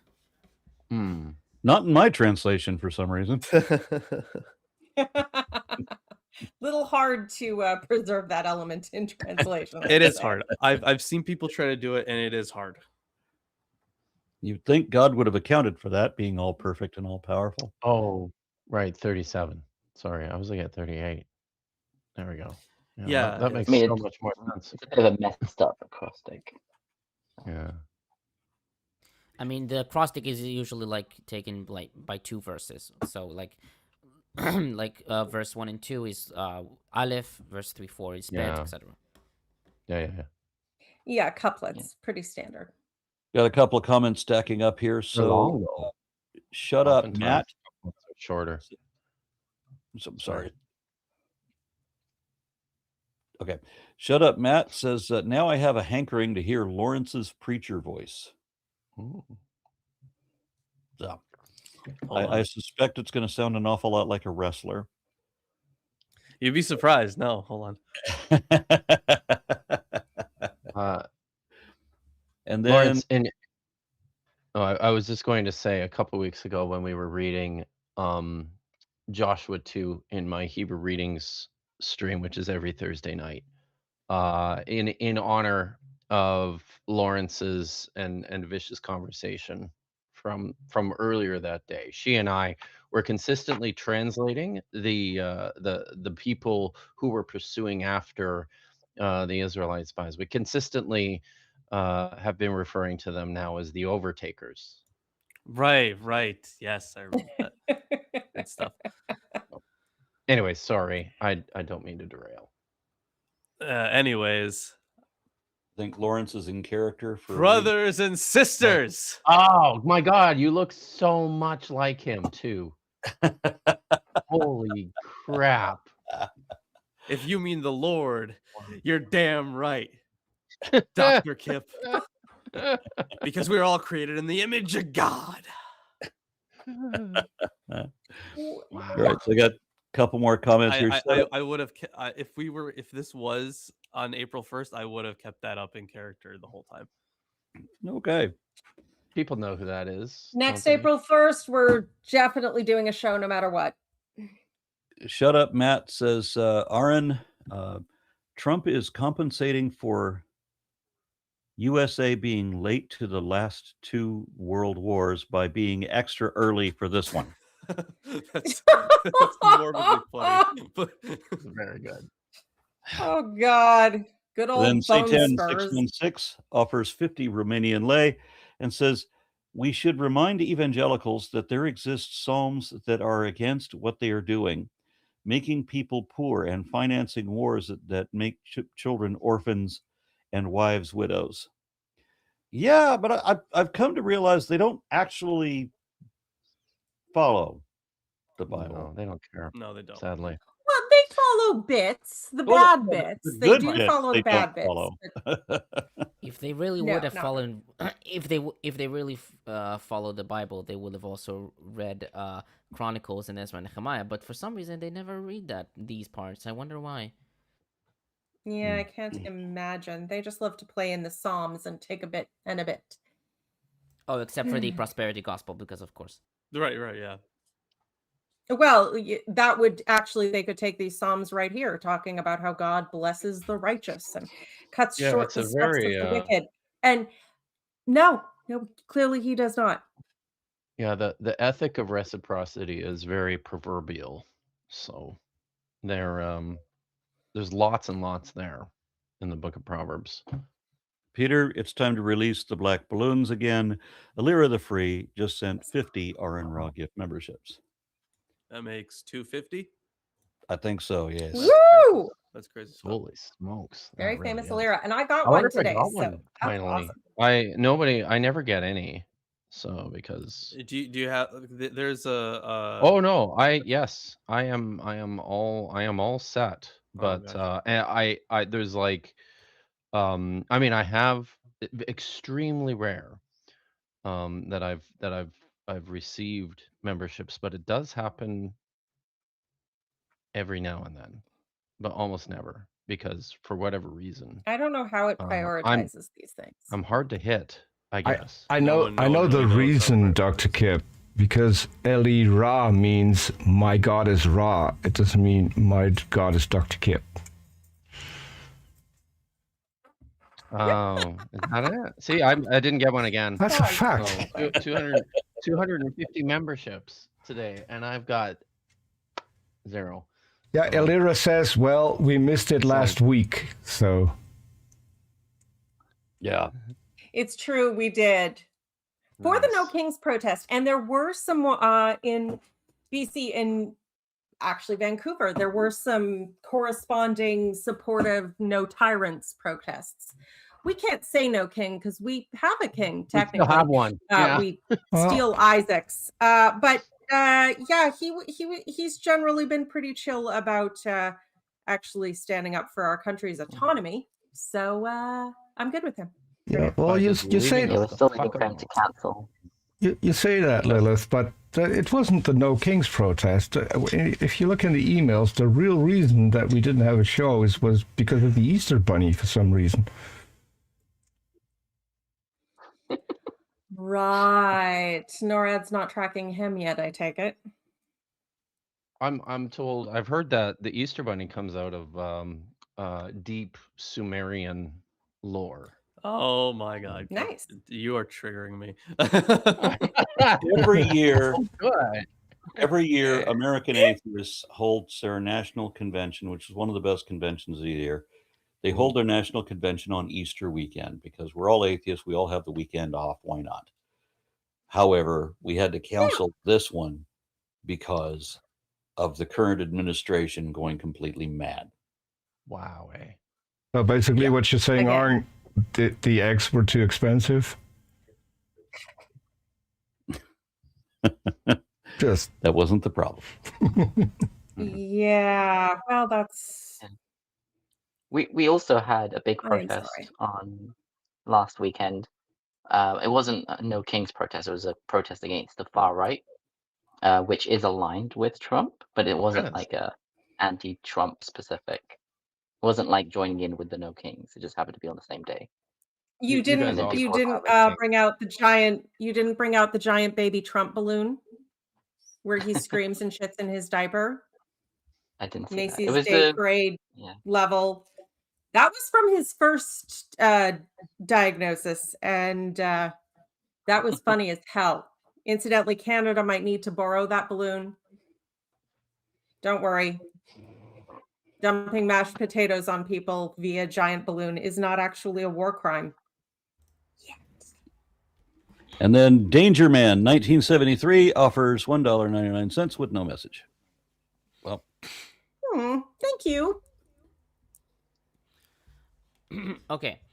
So Craigie writes that the psalm stands firmly within the tradition of wisdom and should be interpreted as an instructional poem. He argues that its original purpose and setting is to be found in the wisdom schools, and like the book of Proverbs, it contains a sample of the curriculum employed in ancient Israel's moral and religious educational system. He writes that, like Proverbs, the psalm is a kind of anthology of wisdom sayings, the stanza for each letter of the alphabet containing a more or less complete proverb. A further parallel to Proverbs is to be found in the occasional autobiographical element introduced by the teacher in Proverbs 24:30-34. He writes that the alphabetic pattern of the psalm doubtless had a mnemonic function, the sequence of the letters prompting the students' memories as they sought to learn its contents by heart. Likewise, Klaus writes that the didactic poetry of Psalms 37 is transmitted in the style of those instructional exhortations which are characteristic of wisdom. The teacher represents himself as an old, experienced man who aims to soften and call to their senses the youthful fanatics of righteousness, quote unquote. There is also the typical device of autobiographical stylization, found in Proverbs 24:30-34, Sirach 51:30-16, and 33:16-19. He argues that Psalms 37 should be dated relatively late, being closer to the Torah Psalms and the leading themes to the connections to tradition being post-exilic. Therrien argues to date the psalm to the late exilic or early post-exilic times, due to the sapiential homily of Psalms 37. Gerstenberger writes that it is not sufficient to classify Psalms 37 as a wisdom psalm, nor could it be considered private poetry. Rather, he argues that the didactic psalms were composed for and were used in early Jewish worship services, very probably on the local level, outside of Jerusalem. Their general background is that of the community of the righteous who are faithful in verse 28 and poor in verses 11 and 14, and waiting for the Lord in verse 9. Thus, they are the blessed ones before the mighty and wealthy in verse 22, and they will inherit the land. Whether or not a class struggle is involved, the social tension within the Jewish community is obvious. He writes that we should assume that in the post-exilic age there were congregations of the poor and of those concerned about the oppressed. These congregations held worship services and read psalms such as Psalms 37. That's it. and is that the end of your commentary on this one? Yes. So yeah, I did have one question. I don't know if Kip, you had any thoughts on why it was kind of going back and forth between the hope for a renewed world and saying that that was already there. Yeah, no, I'm still processing that. So sorry, I don't. Fair enough. Yeah. Fair enough. It's interesting. Fake biblical scholar. All right. No, fuck you. So.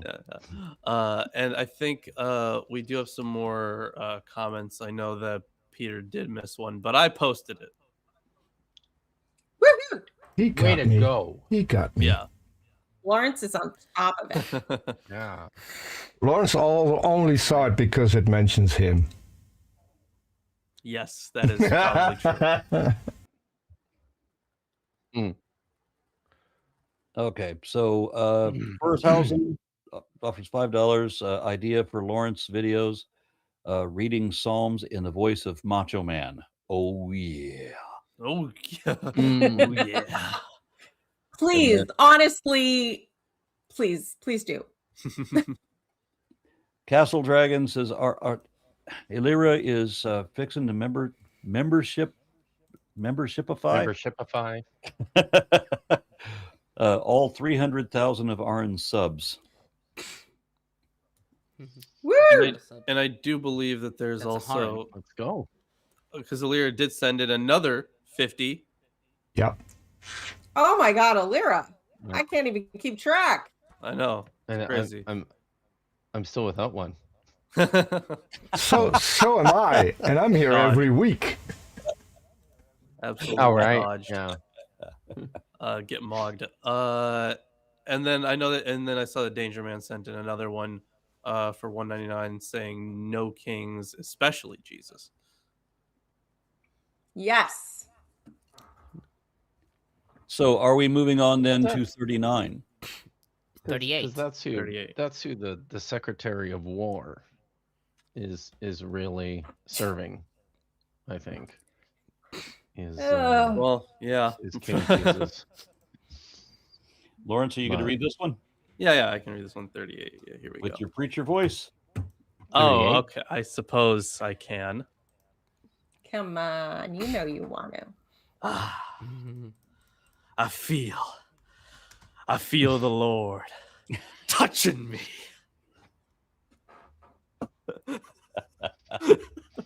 Where exactly? Oh, in all of my bodily Show me on the doll where the Lord touched you.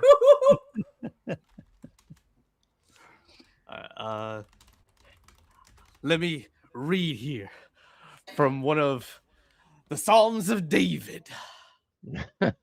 Psalm 38. O Lord, do not rebuke me in your anger or discipline me in your wrath, for your arrows have sunk into me and your hand has come down on me. Yes, it has. There is no soundness in my flesh because of your indignation. There is no health in my bones because of my sin. Yes, my sin, it's all because of it. For my iniquities have gone over my head.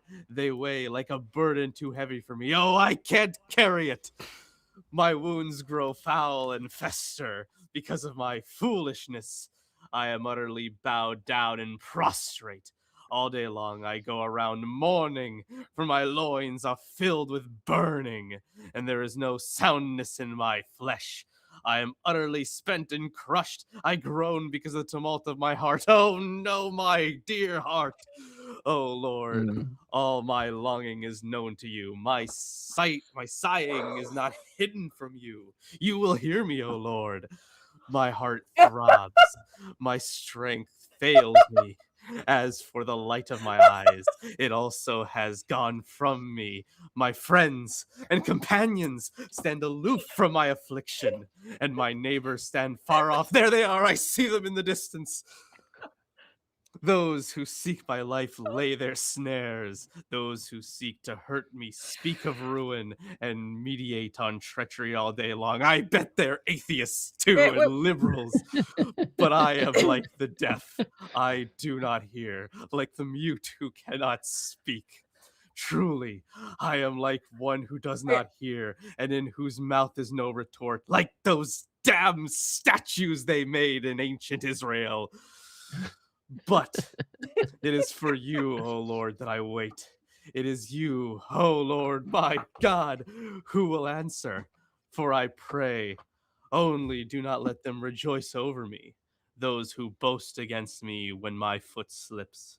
For I am ready to fall, and my pain is ever with me. I confess my iniquity. I am sorry for my sin. Those who are my foes without cause are mighty, and many are those who hate me wrongfully. Those who render me evil for good are my adversaries, because I follow after good. Yes, I follow the Lord, and they do not. Do not forsake me, O Lord. Oh my God, do not be far from me. Make haste to help me, O Lord, my salvation. Praise be. Hallelujah. Amen. Very, very good. Very good. And I was waiting for I one cannot word, be one on simple one. word, and he didn't say it. Not once. Well, it's not in here. There was a lot that wasn't in there. What word? It's Okay. behold. Oh, Behold! yeah. No, it truly, I cannot be the only person who heard the first part of that psalm as, punish me, Daddy, I've been Mhm, bad. Yeah. Like, it really just, this whole fucking book is just an That's- orgasm that's denial fetish definitely where that I somehow went. became a god. So I have a few, well, really just a couple notes on this, not really that much. So the psalm may refer to an illness that the psalmist interprets as discipline from God, which we've seen a million times over. Anything bad that happens to them, they're just like, well, we must have done something wrong, so therefore it was God who is giving us our just desserts. Yeah, especially sickness. Right, yeah. But the psalmist here has many similarities to Job. So you got the sores, he walks about in mourning, he's separated from men, all that stuff. And then more specifically in verse 11, maybe I'd like to hear the panel's thoughts on this. So just as is described in the Torah, the sick are kept away from the rest of society, at least for a while. Craigie notes that the symptoms are essentially a compilation of symptoms from many diseases, and that the actual diagnosis cannot be determined, which I agree with. But yeah, thoughts on being kept away because of illness. My friends. They did not have the germ theory of disease, but they were able to tell that some diseases definitely spread through contact. So as much as I understand how devastating that could be for people, and I'm very sympathetic, it sometimes it's a good idea if you don't know what you're sick with. A lot of cultures did it with like bad luck too. Like if you were just like, if everything just kind of sucked for you recently, like there was this idea of like this miasma that was like permeating from you, like this stench, and you would, like, if you're just like around people who are doing just fine, like, oh, you're gonna like infect them with your bad luck. Sometimes life feels like that. Doesn't mean it's literally true, but it does feel like that. Craigie writes that verse 12 may reflect near paranoia. Even friends and loved ones stand back, and though they may have stood back to avoid infection or because of the stench of infected and open wounds in verse 6, their simple action creates deeper anxieties in the patient. Yeah. It sure sounds like he's not going to make it. But I mean, Gerstenberger labels it as complaint of the individual. I mean, yeah, it's complaint, all right. Yeah. I'm gonna have to run. So thanks for letting me pop on for a minute. Well, thank you for your invaluable commentary. Oh yeah, I know. I'm major contributions, but I will leave you with this, because I have been talking about the Psalms a lot lately on my own channel. If you're I could provide a good book recommendation. The Literary Imagination in Jewish Antiquity by my friend Eva Morochek, who I believe is now at Dalhousie in Nova Scotia. She came back to Canada. She used to be at UC Davis. Brilliant scholar of early Judaism. Wrote this book, the Literary Imagination in Jewish Antiquity, exploring basically the invention of book culture in early Judaism, and as it spends a lot of time talking about the Psalms, because like the construction of the Book of Psalms is it's a late thing that happens. It's very still not there in like the first century BCE when the Dead Sea Scrolls were written. And there's a lot of useful insight in there about the place and the location of the composition of a lot of these texts, and their the ways that writers and editors were thinking about this stuff as they started to attach biographical information to them. So it's a good book. It's from Oxford, I think. But yeah. So Nice. yeah. So I will run. I think I will actually try and be here next week for the show, and then Aaron and I are doing the line right next weekend. I Yep. think Yep. that's right. And you remember Cool. the topics you were going to be talking about? No, you'll have to remind me. But that's cool. I'll just go back. It's in the email chain, so I can Yeah. always just go back and look at that. And that's going to be a live call in, so that'll be interesting. Nice. I would love to hear some of these bibliolaters that normally say, well, you're reading it out of context and you should read it in the Yeah. whatever. Those are fun. Yeah. Yeah. So and if anybody's ever up late, I do a show every second Saturday. Tonight I'm doing it called Budget Scripture Saturday, Nice. where I sit around and get drunk and look at with some friends and look at they're usually bad Bible videos and bad AI videos, and it's a good time. So That with sounds like a that, lot of fun.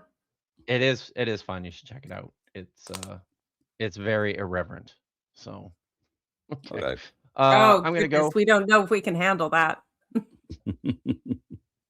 It's funny because my sub count like always drops by like 10 or 15 every Sunday morning. I'm quite convinced it's because there's a lot of people who are very upset about things that were said and done the night before. So, all right. As it I'll should see you be. guys later. Yeah, right? Okay. Good. Have a good day. You too. Bye-bye. Okay, so I'll do the commentary. Yeah. Okay, so Klaus writes that the psalm has to do with a person who is very sick, who recognizes his suffering as a judgment of his guilt, and in penitential garb now appears before Yahweh for help and an answer for his prayer. The sick person, whom Klaus suggested has probably suffered from leprosy, as in verse 5, which is 6, is at the same time under indictment. His enemies have ferreted out transgressions of his in order to prove to the sufferer what the real cause of his sickness is. But he knows that he is innocent, as in verse 19, which is 20. He writes that the statements of the prayer song contain a plethora of standing formulations, suggesting that a formulary is involved which was adopted particularly in cases of sickness and in situations where accusations accompanied the sickness. Gerstenberger notes Sable's opinion that the prayer is a prime example of songs used in healing ceremonies with penitential undertones, and possibly in thanksgiving rites after being healed.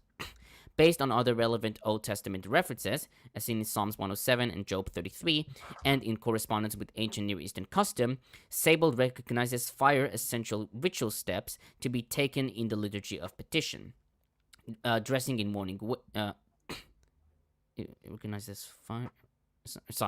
Dressing in mourning wear, ritual numbness, silence, weeping, and prayer. He adds that we should add to this list acts of humiliation, purification, and offering, and assume that a proper diagnosis of the calamity, including a verification of guilt and atonement for it, have preceded the petition ritual reflected in Psalms 38. He writes that this psalm had a central place in services for guilt-stricken and ill persons. Craigie writes that there is no clear clue as to cultic or liturgical setting in this psalm. Though the disease described by the psalmist appears to have the symptoms that include dermatological disorders, there is no suggestion in the psalm that it should be related to any of the rituals and procedures prescribed for dermatological problems in Leviticus 13 through 15. Furthermore, Psalms 38 differs in a number of ways from other psalms pertaining to sickness, such as Psalm 6 and 22. He thus concludes that the psalm had initially no formal associations with cultic or liturgical practice, and that it was primarily a literary composition, probably designed for use in the personal devotional life of the person who is sick and afflicted. And about the title, a petition, in Hebrew, lehaskil. The word appears also in the title of Psalms 70, and literally means to remember, and the Septuagint and Vulgate read, as a reminder for the Sabbath. Likewise, Rashi wrote that the psalm is said in time of distress, to make remembrance of the distress of Israel before God. Kimchi and Hameiri wrote that David composed the psalm so that sick or distressed people will pray using it. Targum reads, over a bunch of frankincense as a memorial for Israel, which thinks of the word as a denominative from askara, which according to Leviticus 2 verses 2, 9 and 16 and 5, 12, 6, 8, was part of the cereal offering, which, with the addition of frankincense, is to be burned. Krauss notes that in Isaiah 66:3, maskir levena has the meaning of to make an offering of frankincense. Thus, he takes lehaskir to be as a reference to the offering of frankincense. Goldingay, however, writes that the general understanding of askara within the Old Testament does not especially illuminate this psalm, nor least because of the unclarity about its significance. Craigie, however, writes that the term might imply no more than it says, namely that the psalm was for regular use by a sufferer in bringing his plight to God's remembrance. He argues that the title may or may not imply cultic usage, but since it cannot be determined whether or not the title is a part of the original psalm, the resolution of the meaning of the term would not clarify the problem of the psalm's original purpose and setting. He writes that it might only be indicative of the psalm's later usage in the history of Israel's worship.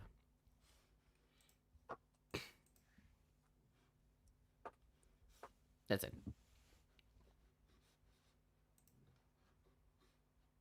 Aaron, you're muted. Aaron. Okay. So I was hoping I was going to get Kip to read this one. Well, he's not here. I know. Too that bad. Fun. But you know what isn't too bad? The fact that Illyra just sent in another 50 RN Raw memberships. Illyra! That is 300. 300. A Damn, very girl. Trinitarian Christian number. Well, I can add Yeah. to that because Illyra said 300. Illyra said she wanted to gift for every single panel member, which was 6 at the time. Oh. And by the way, she made a suggestion, which I don't know that I've replied to it yet because I've been trying to get so much done that I'm not getting anything done. That's my problem. But she made a handful of useful suggestions for content that should be made. I just want to let her know that I did see that and I thought they were good ideas. So are we moving to 39 then? Yes, please. Okay. Who wants to read this one? Lilith, right? Because Lawrence already read. Yep. Yes, 30. I think so. Psalm 39. For the director of music, for Jeduthun, a psalm of David. I said, I will watch my ways and keep my tongue from sin. I will put a muzzle on my mouth as long as the wicked are in my presence. But when I was silent and still, not even saying anything good, my anguish increased and my heart grew hot within me. As I meditated, the fire burned and I spoke with my tongue. Show me, O Lord, my life's end and the number of my days. Let me know how fleeting is my life. You have made my days a mere hand's breadth. The span of my years is as nothing before you. Each man's life is but a breath. Selah. Man is a mere phantom as he goes to and fro. He bustles about, but only in vain. He heaps up wealth, not knowing who will get it. But now, Lord, what do I look for? My hope is in you. Save me from all my transgressions, and do not make me look the scorn of fools. I was silent. I would not open my mouth. For you are the one who has done this. Remove your scourge from me. I am overcome by the blow of your hand. You rebuke and discipline men for their sins. You consume their wealth like a moth. Each man is but a breath. Selah. Hear my prayer, O Lord. Listen to my cry for help. Do not be deaf to my weeping, for I dwell with you as an alien, a stranger, as all my fathers were. Look away from me that I may rejoice again before I depart and am no more. Mm-hmm. All right. You Sounds would like do a someone good forgot the safe word. Galadriel. You two were talking at once. Yes. Thank you. I was just thinking that I heard. Lilith would do a good Galadriel.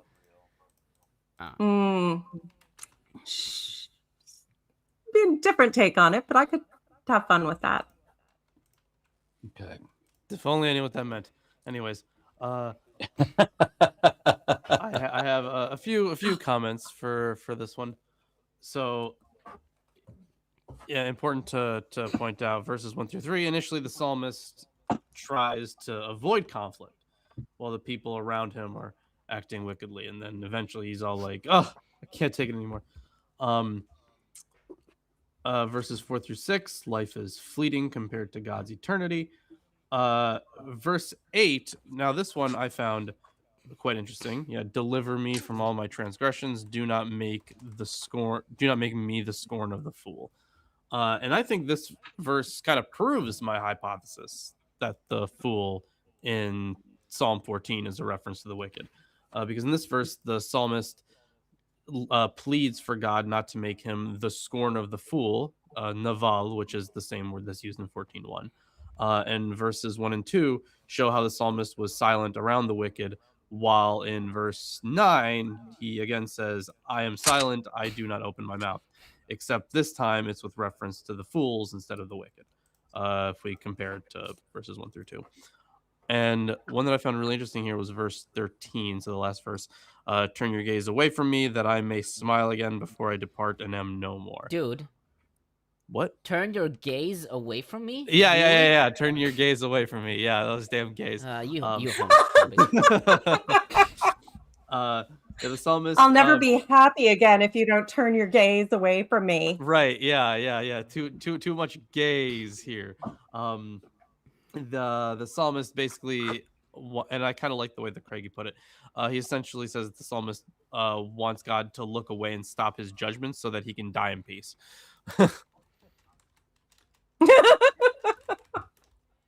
He just keeps getting judged. And he's like, no, I'm sick of this shit. Just look over there.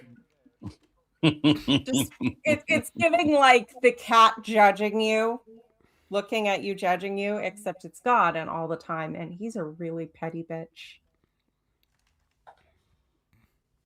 These are facts. Mm-hmm. Okay, right. So my commentary? Yes, please. Okay.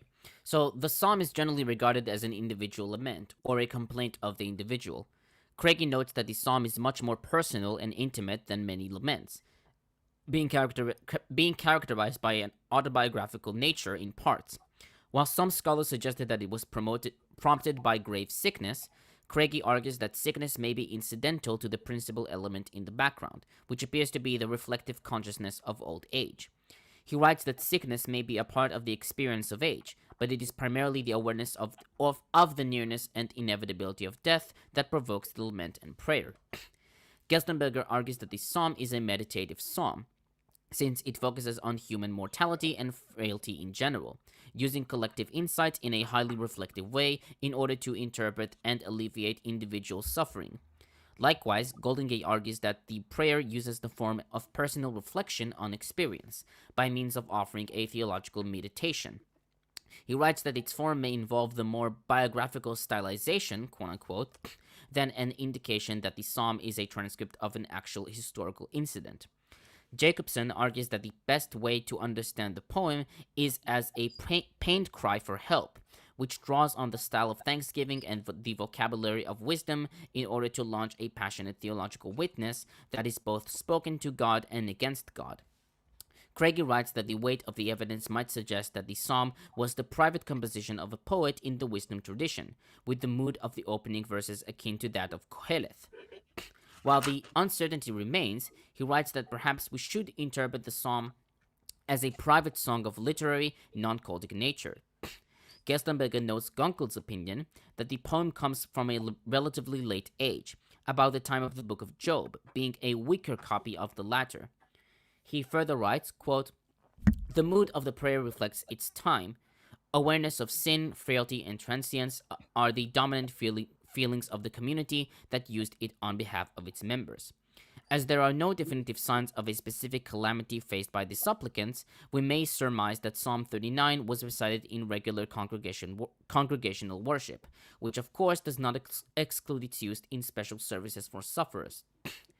The community prays and meditates on the individual's commitment to Yahweh, on everybody's experience with life and death, and on mercy and hope for a fulfilled life according to the will of the Lord. Here, in fact, we notice the problems in personal faith in those late Old Testament times. Pious Jews struggle with the futility of their existence, living in utter dependency under foreign rule and close to resignation and oblivion. Very probably, this critical state of affairs was also prompted by general cultural trends toward disintegration and existential anxiety. It is highly important to recognize how old complaint forms have been adapted in Psalm 39 to the new spiritual and congregational situation. And on the title for Jeduthun, the Masoretic text has Li Duthun.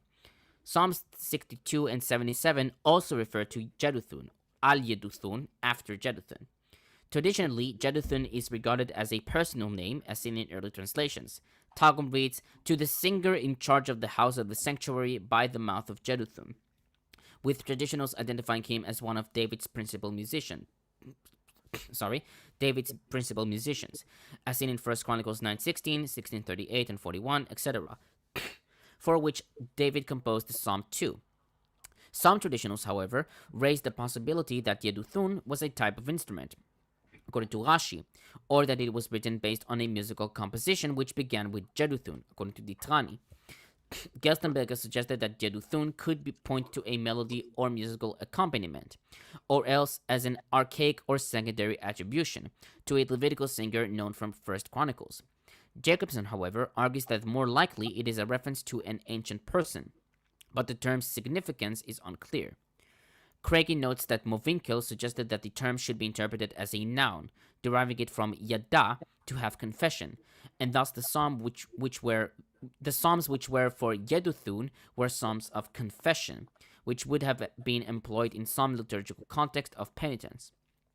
Craigie, however, writes that the argument is not entirely convincing, mainly because the names of David's other chief musicians, like Asaph and Heman, also recur in psalm titles. More likely is that this is a personal name, but its significance is unclear.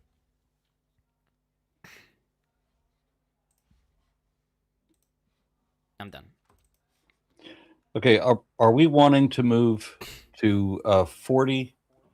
I gotta get some stuff done. Okay. So, and I know Tomer wanted to start for whatever reason on the 10s.